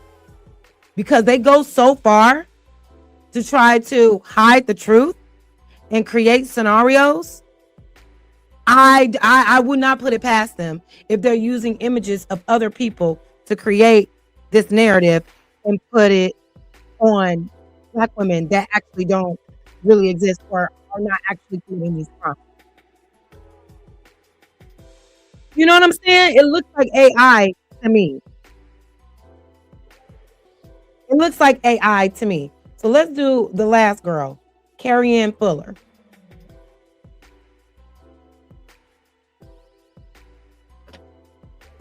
Now, when I saw this, how convenient, right? This is why I think it could be some AI bullshit at play. Because look at the hair on this girl. Look at the hair on this girl. And then look at the hair of the mugshot. It's very convenient, right?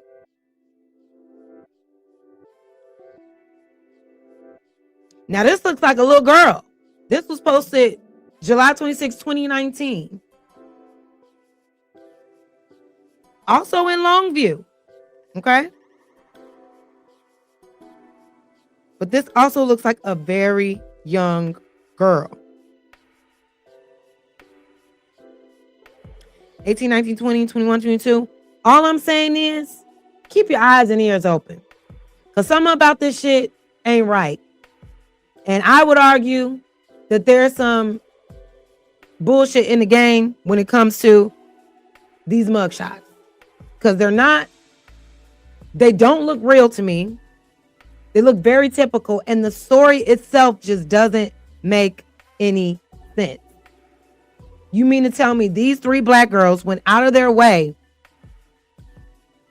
to jump you during this entire altercation? You didn't mention your friend because you said you went to the car with your friend. You left the bar with your friend, right? Exactly. All those pages have been inactive for years.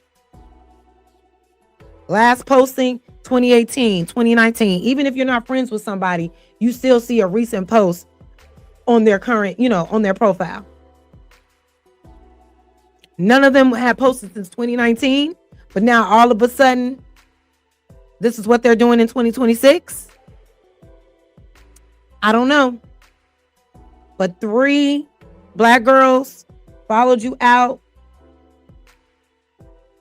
of a bar in the name of Karmelo Anthony, and then also told you while they was beating your ass, yeah, we was looking for the littlest white girl we could find. No. You're lying. You're lying. I'm just saying. We haven't spoken. None of these girls have spoken about this incident You were in a very lit up place. You were at a bar, a popular bar. Where is the surveillance footage? Where is the footage that was in the parking lot or the parking area where you parked your car? Even if you were on a street, if you were near a very lively, like strip of like bars and restaurants, it's cameras all through there. Where's the footage of you actually getting beat the fuck up by these 3 women? I believe it is a distraction. I believe this shit is fake. She made it up. And I believe they're using images of black women to create this narrative. Black women that actually didn't really do this shit. Just like they tried to create the narrative on Karmelo. When you think about it, there's no actual proof that he did that shit. Is it? Is it? All we have are blurry videos and tampered evidence. Even when we see the evidence, we don't even see him doing none of this shit. None of the things. I made a couple shorts the other day, and I put one of the shorts, that was talking about, because remember that police officer that took Karmelo to his car. And the language that he was using, I have the suspect apprehended, the victim over here. You just broke up a fight, right? I got the suspect here. Oh, you got a little blood on your hands. We never saw his hands. We never saw blood on his hands. We saw an altercation. We saw a tempered video. We saw Karmelo run the fuck up out of there. But because somebody said a thing, now that is what actually happened. Where's the proof? We still have yet to see the proof. But let's get a little into Taz's video. You know what? Actually, there was another one. He did a few on this case. But there was something this white man had said that I thought was rather weird about this whole thing. And basically trying to say, well, I'm gonna just play it for y'all. Little black women getting the shit beat out of them. So after this situation happened, this white man, I guess, decided to get on his high horse and say this about what could potentially happen since this situation happened. Jumped her by JD DeLay, and is talking about this young girl in Longview that got jumped on by a whole bunch of black women. And they said while they were jumping her that they were looking for the smallest little white girl they could find to jump on. And they jumped her. They wanted to free Karmelo. So, all I can say about this is I know a lot of people in Longview. And Longview, Texas really ain't the kind of place where you bitches want to start a race war. And why is that? Because it's already a racist area? Just continue talking and telling on yourself. Yeah. I expect in the very near future to start reading some stories about women in Longview, Texas, little black women getting the shit beat out of them by crazy ass rednecks. And this is just my prediction. Let's see what happens, guys. This 100%. The news probably won't report on it, but I'm just telling you, I know Longview, and it's not going to surprise me a damn bit if somebody gets out of their car at a red light tonight and beats the hell out of a black woman. Because he's almost excited for something like this to happen, but this is all they need. This is all they need to justify, because what's going to end up happening, crazy ass radicalized white people are going to look at this story and want to they're going to want to avenge their people, right? They're going to seek vengeance, right? So you may have real crazy ass white folks going up to real black women and causing harm on them just because of this bogus ass story that's being perpetuated right now. And this white man basically encouraging the people in his room. I'm sorry, in his room, in his city, in the state of Texas, to become violent.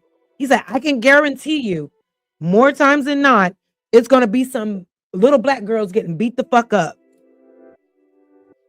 This story is all they needed to try to do that shit for real. And I won't be surprised if they do that shit for real. It's just how them rednecks are. Yeah, so you popped off your little race war probably in the wrong place.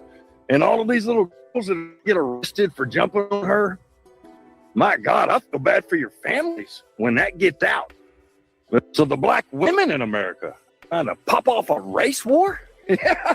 Yeah, so I just watched a video by J.D. Lay, and it's talking about this young girl in Longview that got jumped. Let's see if what's the shit. I ain't even black no more. He ain't talking to me. So that was that video. But let's get into the latest one that he did, where he gives a really good update. So let's fast forward to the cop, right? That spoke on the incident that happened in Texas. Another reason why I think this shit is bullshit. Just get into the mannerisms. These white women stand behind you. Of course it did. You know what I'm saying? But I know deserved is kind of past tense, and this wouldn't be in the past. This actually made right there on the spot, allegedly. Right again, as you bloody and whatnot and doing your hair for a YouTube video. Exactly. You know what I'm saying? Only in America do you see shit like that. And so. And he right, because only in America where you see women in labor, doing their makeup, doing their hair to make sure the pictures are flawless once they give birth to post on social media. Yeah, we are very far gone. We are so far gone. There has been an announcement though on it. Like I say, I'm not here to tell you that there's not anything being said about it, right? There's been an announcement, you know what I'm saying? And again, the police putting people up based on this white girl's testimony, which shouldn't be considered anything new. That's the American way. That's American history. A white girl says something happened. Oh yeah, it did then. You know what I'm saying? Like, what are we talking about? If a white girl said it happened, of course it did. And so, right. Excuse me. So, and that's why we're here now, because a white man said that Karmelo did a thing, and that's why we're here. But there's no actual proof that he did anything. The more the evidence comes out, it further proves that he didn't do anything at all. It's like showing he's damn near innocent. Was there maybe a tussle? Yes. But only a person said he did a stabbing. There's no proof. They sealed the autopsy report. We don't know what the forensics was on that knife. We don't know when the knife was taken out, how it was used, when it was used. They're just running with it because a white man said so. Mm-hmm. You shouldn't be surprised that she got picked up on this.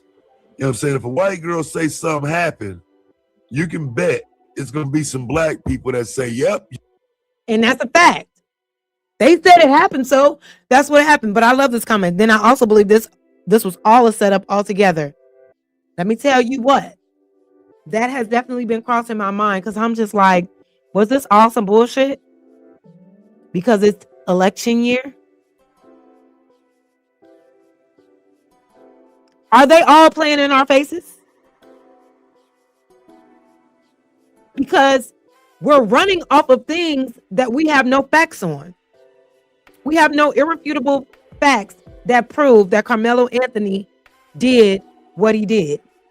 But yet, he's in jail, and we're all running off the narrative, and the public opinion of the people are doing more of solving this case and finding holes in the case better than the actual law system. Was that intentional? You just never freaking know in this sick ass world, in this sick ass country. Yep, it happened. You know what I'm saying? Oh yeah, it definitely happened. White girls say it happened. White girls don't lie. Right? You got somebody in here right now talking about some black queens. You know what I'm saying? Shout out my sisters again, man. These niggas crazy. You gotta ignore these goofies. You know what I mean? All right, let's take a look at what the police talking about as they taking this white girl word for it. All right, is everybody ready? Just want to give you a chance to get your stuff up and going. Get your ass out there, nigga. Yeah, and they always have a black man in the front taking when these situations happen, when it's a black person being accused of doing something crazy, it's always a black officer or a black sergeant or somebody black playing for the other side, speaking out against it so they can look like, see, we're not being racist, even though black man said that it wasn't right. No, the veil is lifting, the mask is slipping, and we see through all the bullshit. I need y'all to understand. Question all of this shit. Just by the way they standing there, the way he's propping himself up, it just all look like bullshit to me. And talk about these black girls as these white women stand behind you. See, again, it's not me making everything about race. This is Texas. And they know what they doing. They know to send a nigga out there on Front Street and put some white women behind him and let him do the talking. Mm-hmm.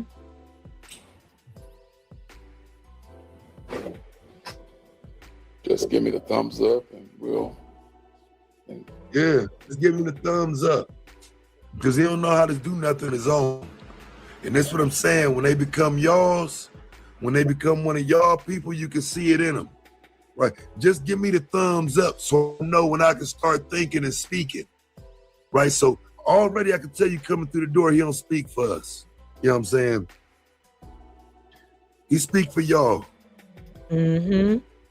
Once he took that oath to whiteness, the police, he became one of y'all. And that's not even to say every officer takes an oath into whiteness. But when they throw your black ass out on Front Street to speak about some shit with a white girl and got some white girls standing behind you, you've got to know that you're being used in that moment. Absolutely. You got to know, my brother. And again, this is where it goes back to. And they know, they just don't care because they wanted them now. They think they made it. They think they won. They think they secure in their position now. To our ancestors and what our ancestors fought and died for.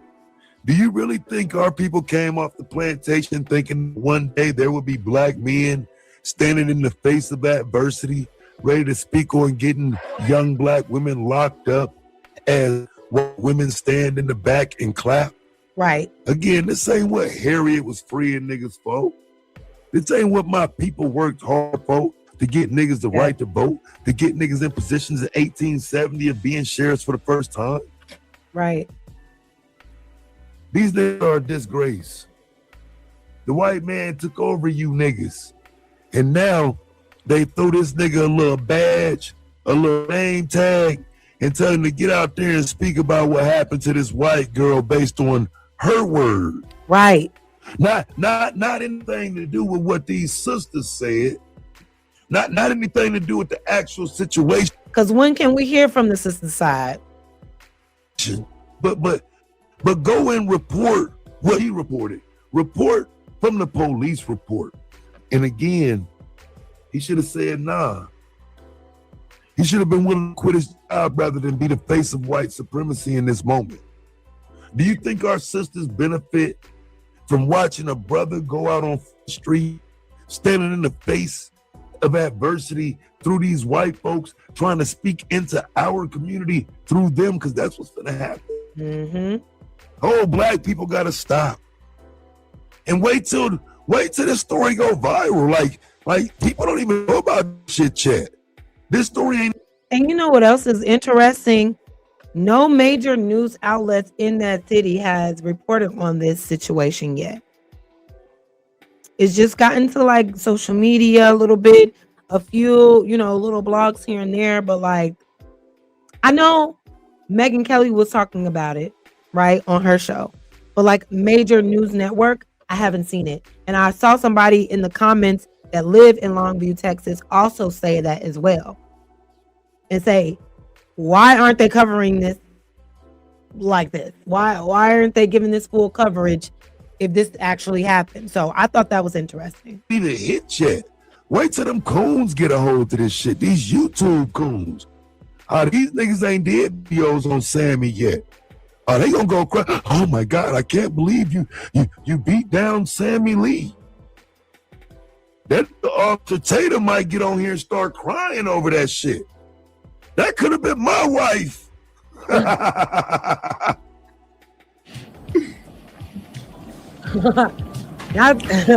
Not tater tots. Not Officer Taters. Oh, woogie doo doogie. Oogity boogity dookie. This is when he was crying over Charlie Kirk. What type of I can't this tater tot ass nigga. I can't stand this guy's face. He has a punchable looking face. It doesn't even matter.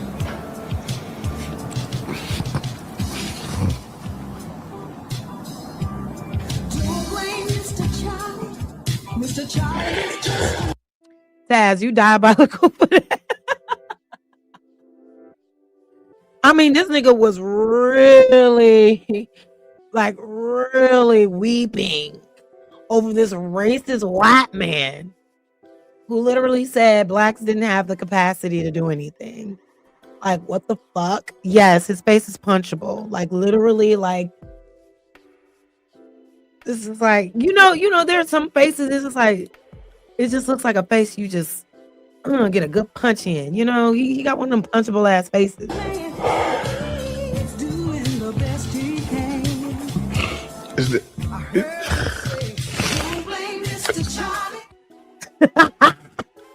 I'm crying. Taz, you come on here and put on a superior performance. Oscar-winning performance, nigga. He'll come on here and shine, Sammie Lee. So you know what I'm saying? I'm still waiting for them to get hold to the story. I'm trying to get my videos in now. Right. When coons get it, it's over. Oh, and they already got it. I done seen a couple videos of these coons calling this white woman this precious little white girl, and look at what these black people are doing, and and I'm just like, where was y'all at? Right? Why aren't y'all loud about incidents that happen in the reverse? Because they happen very often. They happen quite a bit. They gonna run the numbers up. Speaking on behalf of old Sammie Lee. Like I said, ain't no telling what he might do. He might come on here and bust into tears and have his wife come jump in the video. You got the easy job. You're just taking pictures, right? Okay. Look at him smiling, chucking and jiving. Ready over here? Okay. All right. Good afternoon, everyone. I am Ladarian Brown, LA. He is very excited to be accepted by the Klan. Darian, last name Brown, just like the color. I'm the public information officer here at the. Yeah, I should have knew better. The public information officer. You certainly ain't the sheriff or somebody who carries a meaningful position. Damn. Like I said, you the nigga they tell, hey, nigga, go out there and say this shit, bruh. Right. Matter of fact, this shit, go out there and talk about this shit. That's what they always do. That's what they always do. It never fails. Brown, just like the color.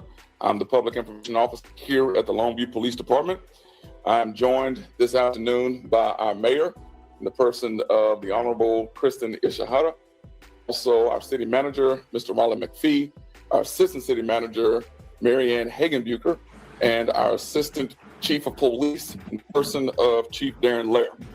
He could have wrapped that up by saying me and a bunch of white people. You know what I'm saying? We don't know them. What's this here? I seen an old lady under a tree. She called me over and said to me, what is that? Is that like a nursery rhyme or something? I ain't hip. Or am I supposed to finish it? Matter of fact, I got to make sure I get a couple of y'all wrenches. I've been seeing y'all. So while even though she's claiming it has something to do with Karmelo, it didn't. It ain't had nothing. She just made that shit up. Mm-hmm. One arrest has been made, and the investigation remains active. I can't believe we doing all this about a bar fight, though. You know what I'm saying? And again, this is why I don't drink. I don't think anybody should drink. Right, a bar fight. They got the feds involved. They got the whole FBI involved over a bar fight. How many feds and FBI has gotten involved when white folks brawl at bars all the time? Not only do they brawl, they tear shit up. They be walking out of there leaking. They be half naked. They be berating the staff. They be berating the security. They be doing all type of shit. Did the feds ever get involved with that? And a lot of times they do it just because they're drunk and belligerent, or because their favorite sports team lost the game. Random shit. Here in my city, it was one year in up north where the Cubs stadium is. It was a white man up there in broad daylight just walking through the crowd, and it would be so packed up at the Cubs stadium, right? He was just walking through the crowd, punching people. Just knocking people out. Feds never got involved with that, but okay. This white girl don't know what happened to her, man. She might have came out of there pissy drunk, fucking with people. It's just an assumption that it happened the way that she's saying it happened. And again, I don't expect black people to take her word for it. Based on the information, we believe that this is an isolated incident. Right. An isolated incident based on the information currently available. So while even though she's claiming it has something to do with Karmelo, it didn't. It ain't had nothing. She just made that shit up. One arrest has been made, and the investigation remains active and ongoing. Because of that, there are details we cannot and will not release at this time. Right. We are also aware of social media conversations concerning retaliation, division, and attacks between members of our community. Those statements are being reviewed seriously. At this time, we do not have verified information to support any broader threat to the public. Right. Ain't no broad threat to the public. There was no threat to the public in the first place. Again, look at this shit. Look. All we need to do is lock them 3 nasty-looking hoes in the cell with Sophie Cunningham and see what happens. In my opinion, we can keep it pushing. I don't even know who Sophie Cunningham is. And Taz be having all the races over on his live. They be, look, all the racists found my shorts yesterday and today, but they be in his live on a daily basis going at it with him. And they saying weird shit. I don't even know who Shelly Cunningham is.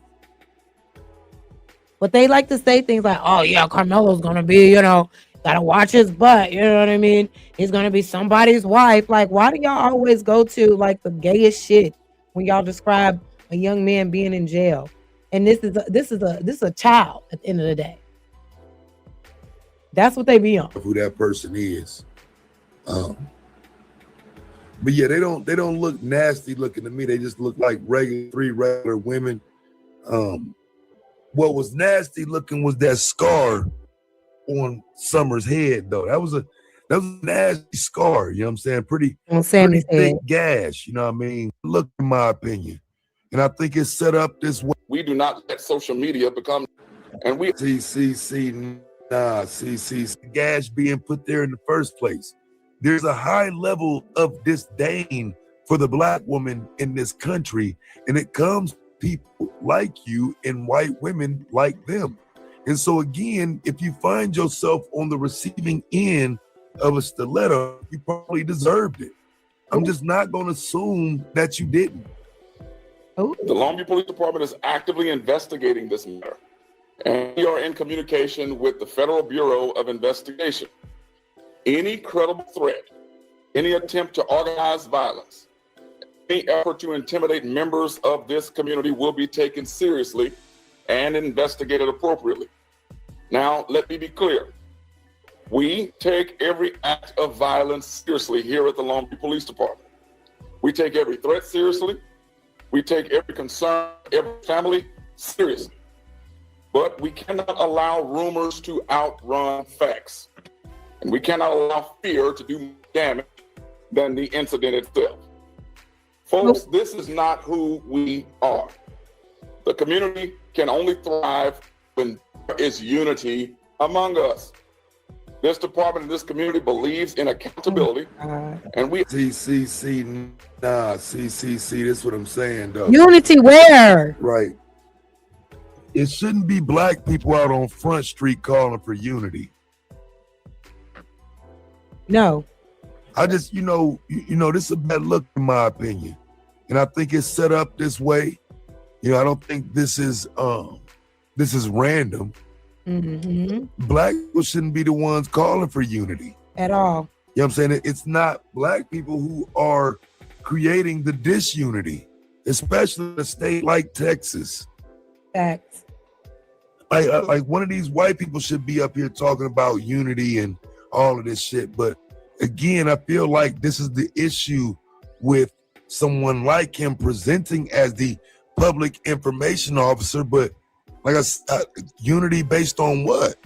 But this is what they always do. Every time a nigga dies, it's a black person, even the families. That's one thing I tell my family. I be telling my mom, look, if anything ever happened to me at the hands of law enforcement, unjustified, I become unalive unjustly by the law, you know, by law enforcement or you know, just in general.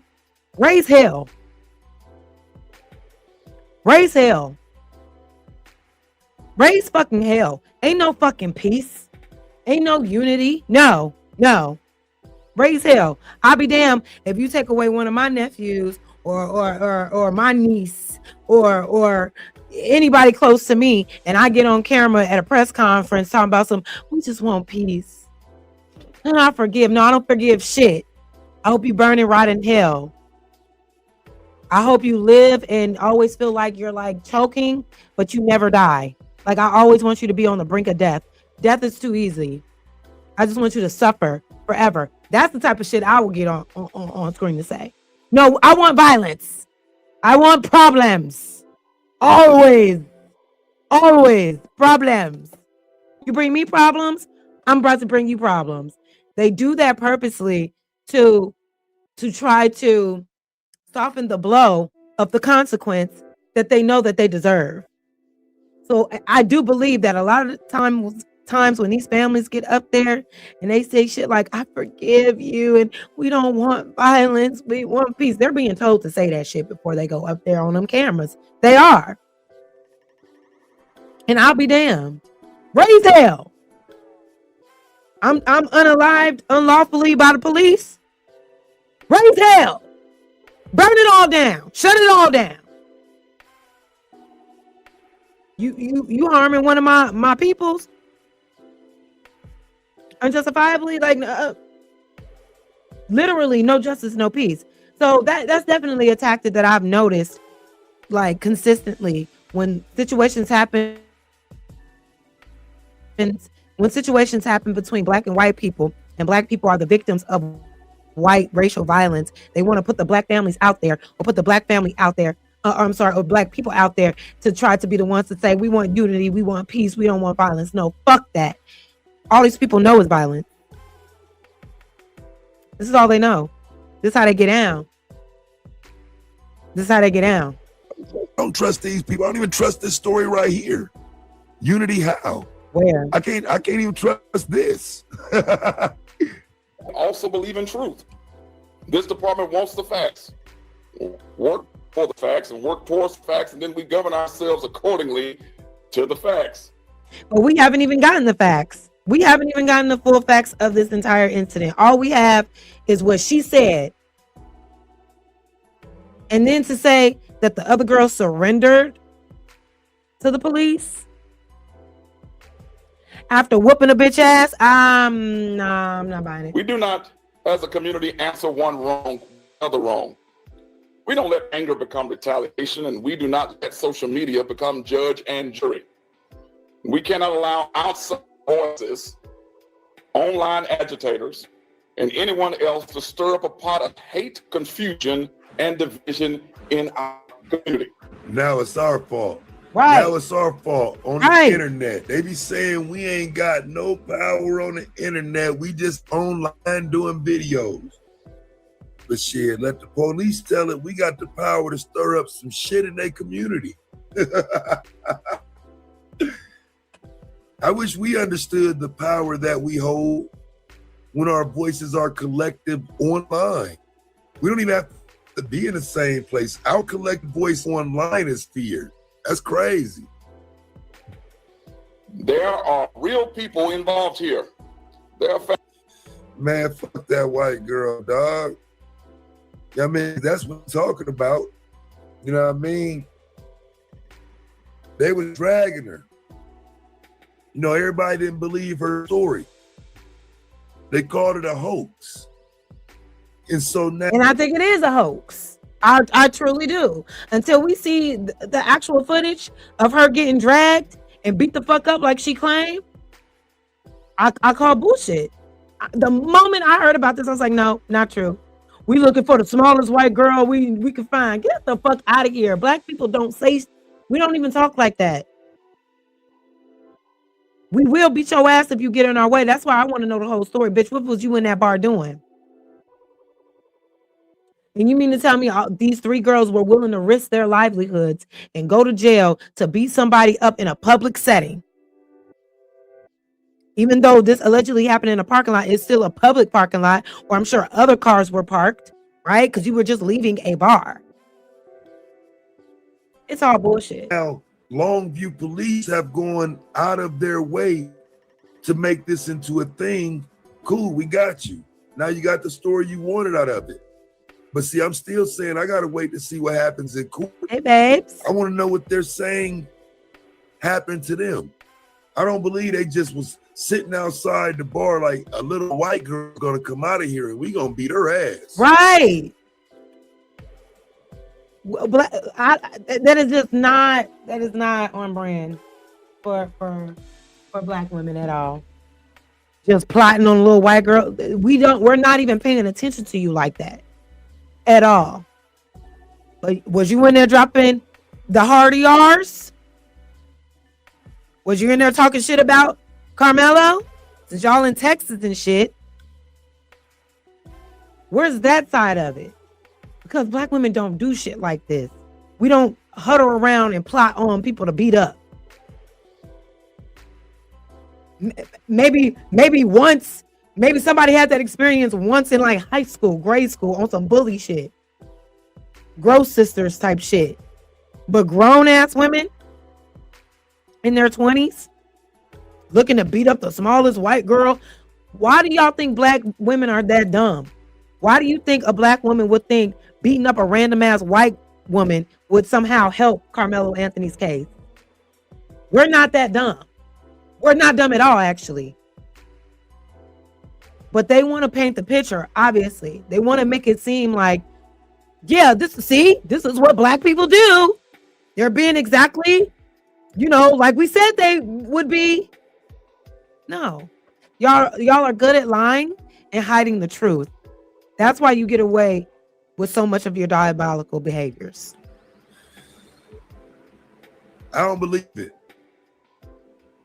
I'd have to see some type of footage, something that denotes that. Other than that, yeah, fam, she was talking shit, right? Like I say, it's easy to present some white girl as innocent, blah blah blah. This is America. But like I say, when I start reading your words and you bitches this and you bitches that, like, yeah, fam, bitch beat your ass though. Them bitches beat your ass. And I'm just not sure that them bitches beat your ass.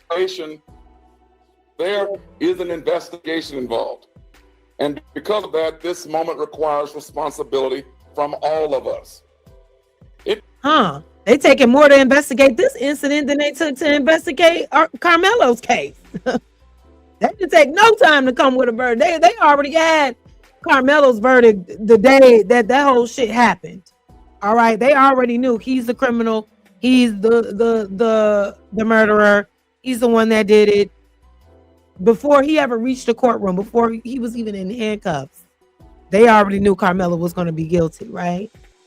It calls for parents and guardians and mentors and community leaders to speak wisdom into the. But with this, is a whole investigation happening, and I hope we see some motherfucking footage to correlate with the story. Lives of our young people.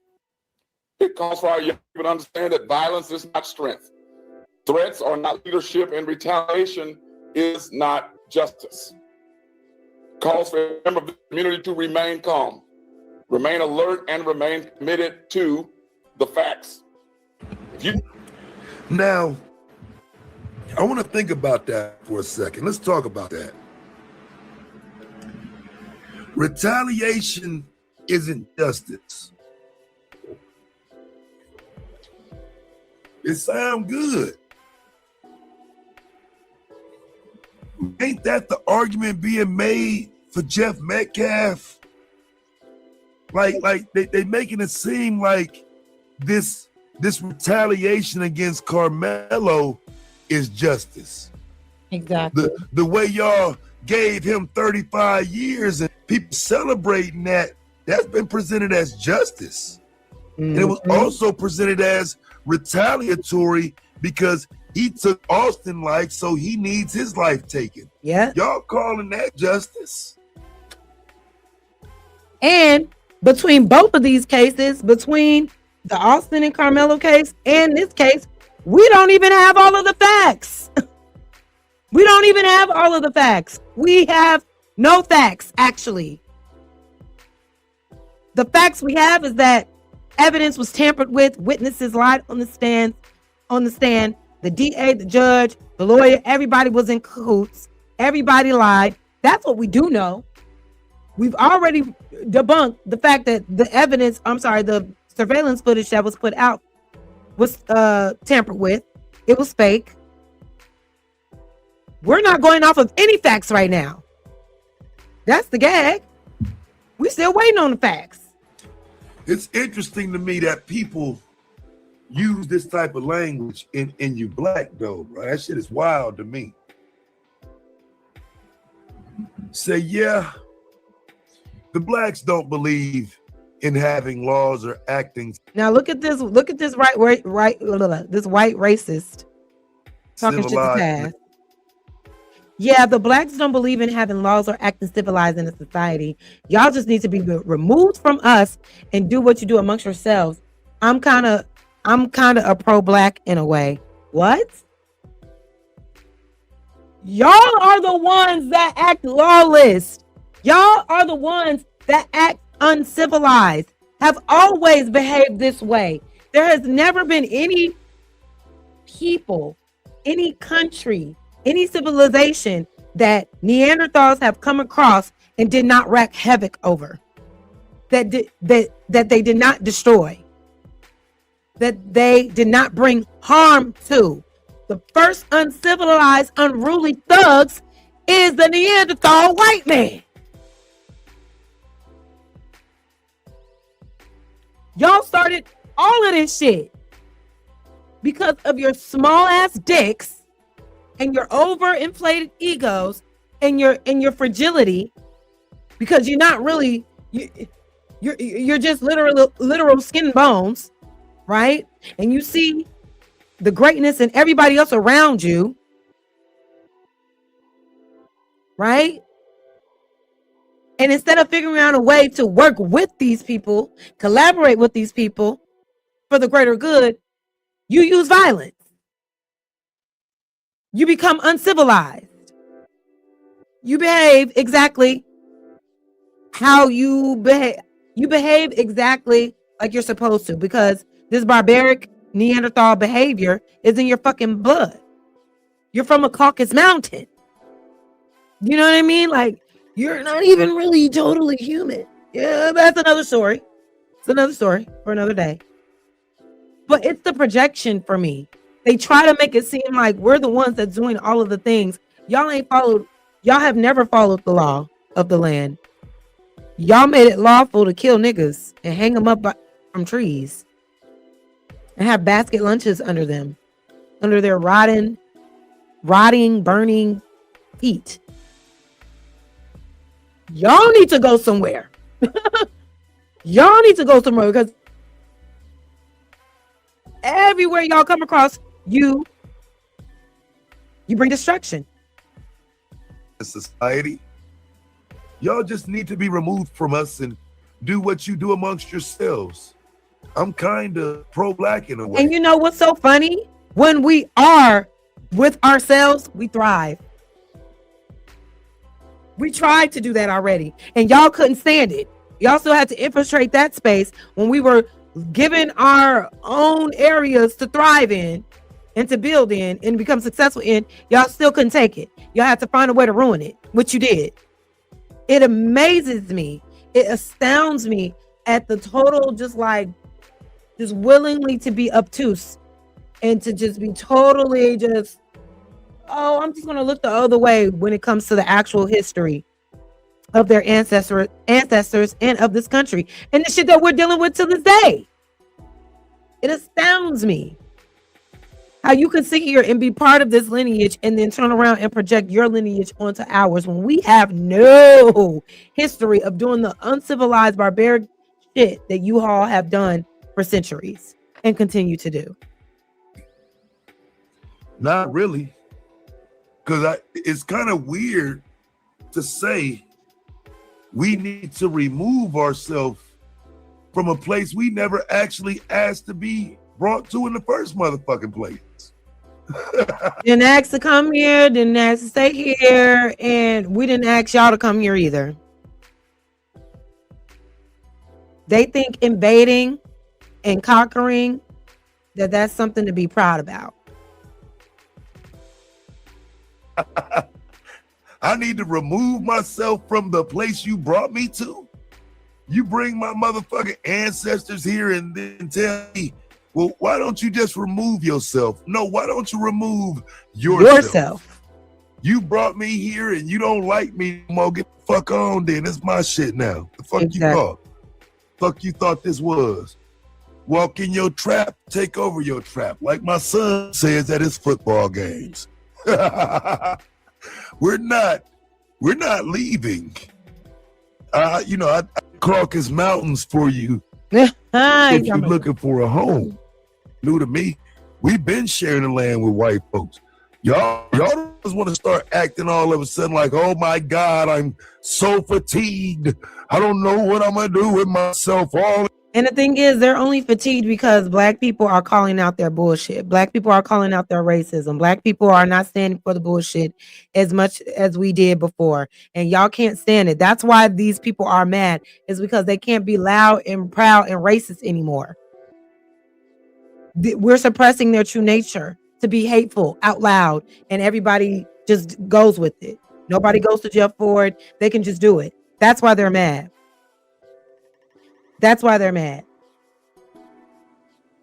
But y'all, I'm gonna play a little bit more of this and we're gonna get up out of here. For these Black people, I'm so fatigued.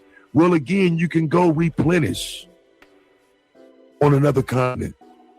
You don't need to stay here in America and remain fatigued. Right? This place is up in Canada right now. Y'all post. We ask you to respect the process and to help us keep peace in our community. And I assure you, we will provide additional information to our media partners, our citizens, when it is appropriate and responsible to do so.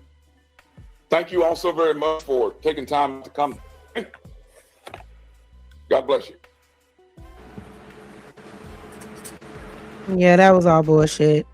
I'm sorry. So he has another clip of another guy speaking about the incident. We'll play a little bit of this, even though it was just so stupid, so dumb. The next big story. And that's why I say it's probably going to explode next week. You know what I'm saying?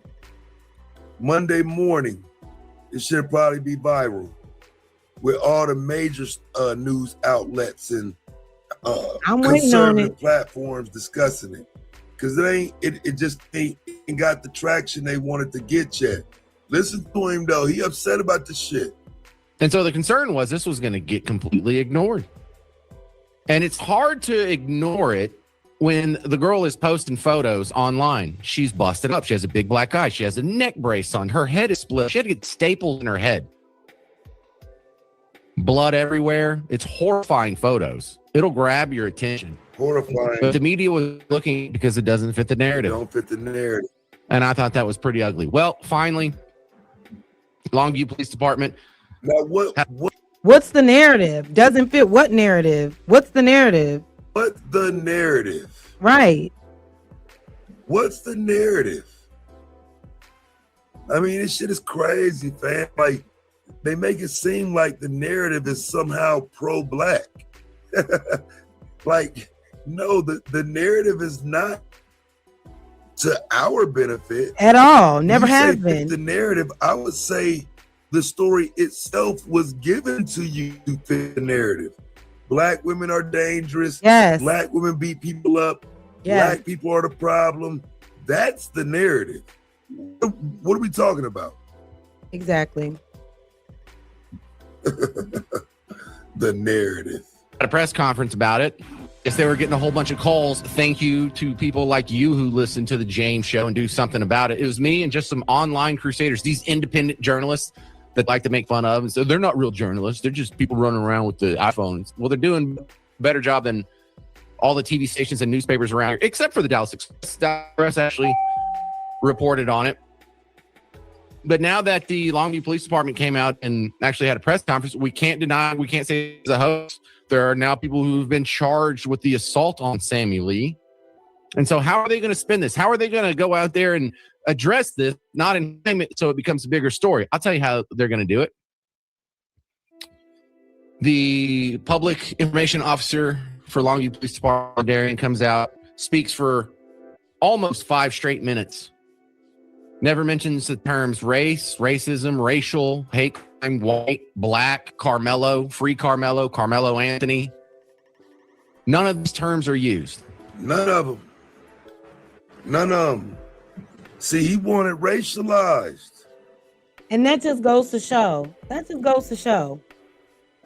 These people are obsessed with race. And when a black person, even when they come out in defense of them, if they are not using race to drive the point home, they think that's a slight to them. He wanted that officer to come out and say, racially charged incident. This was a hate crime. You know, Carmelo Anthony this, Carmelo Anthony that. And he didn't say any of that. But these are the same people that says, this shouldn't be a race thing. This shouldn't be a race thing. But here you are complaining that he didn't make it about race. But no, you all have to make it about race because that's all y'all got. All y'all got is racism at the end of the day. Like that's literally it. No more tricks out the bag. You're just that. You know what I mean? Like you're just that. He trying to get it out there, and listen. I believe this shit is gonna explode next week. I really do. That's how they're going to try and sweep this under the rug. That is how they're going to try and. But that's how y'all said y'all wanted to do it. Not even sweep it under the rug, but y'all said that was the best way to go about handling this shit. Not making it about race. Because making it about race is going to take away from the situation. Now let's make it about race because what? Skirt justice. See, when they say they're social justice warriors, that tells you they're not for justice. If you were pursuing justice, you wouldn't have to put a qualifier in front of it. So social justice, almost always an injustice. And let me give you a couple of clips on how he framed this, just so you can hear yourself. It's an incident that a lot of people are talking about, and we can't confirm at this time. Yeah, it's just an incident. Yeah, some girl got her head banged into the pavement so hard she was concussed and had to get staples. Just blood everywhere. That bitch was not concussed. She was sitting upright in a neck brace in a hospital bed, taking a fucking selfie. She was like this.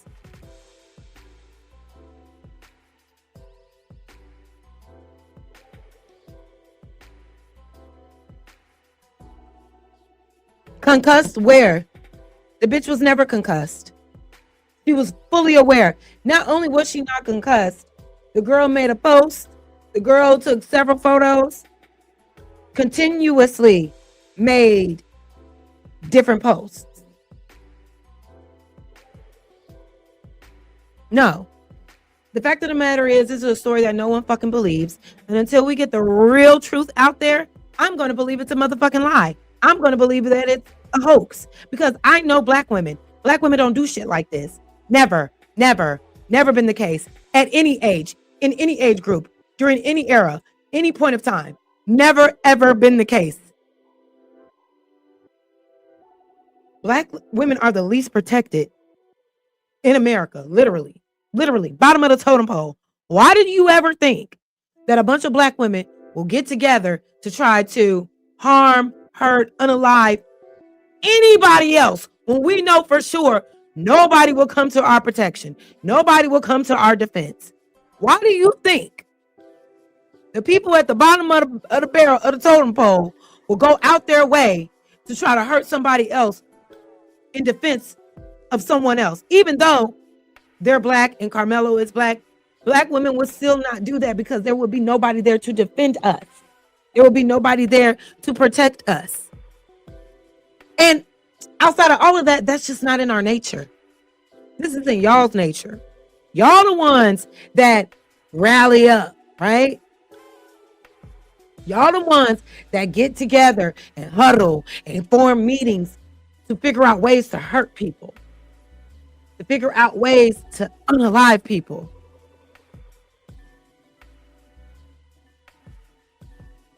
Y'all figure out conspiracies to bomb churches, right? With 4 little girls in them. Those are your ancestors.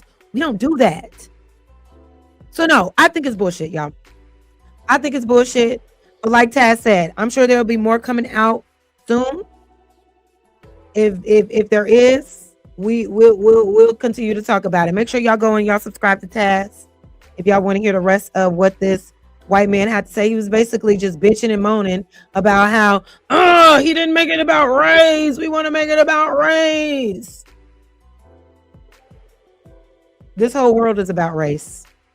This whole country is about race, which is why we're in the situation we're in now. But y'all, that's all I got for y'all for this evening. I hope you enjoyed the show. Let me give you guys a round of applause. I appreciate y'all for being here for sure. And I know the views are low. I know people are watching. I know people are planning on my downfall, and that is okay. I understand that I've pissed a lot of people off in this space, right? And people want to rally together to try to destroy me. So one week I'm at 1,000 people viewing I mean, not 1,000, but at least 100 people viewing the show. And now these past few shows have only gotten so many. And that's okay. The people are here to stay. And I appreciate y'all for supporting me and continuously supporting the channel. And I really do intend to continue to bring you guys content. I won't be ran off the platform. It is what it is. We'll shake it. We'll keep it moving. And we'll get past it. But until then, make sure y'all like and subscribe. Make sure you share the video. Once the video stops, please hype the video so it can get pushed out into the algorithm. Let's get the numbers back up. I hope you guys enjoyed the show tonight. But that's all I got for y'all this evening, y'all. Until next time.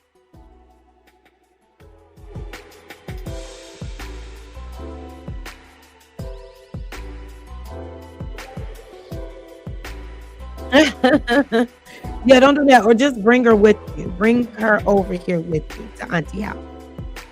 Until next time, y'all, I appreciate y'all so much. Have a great rest of your week. And I'll see you back soon. Bye.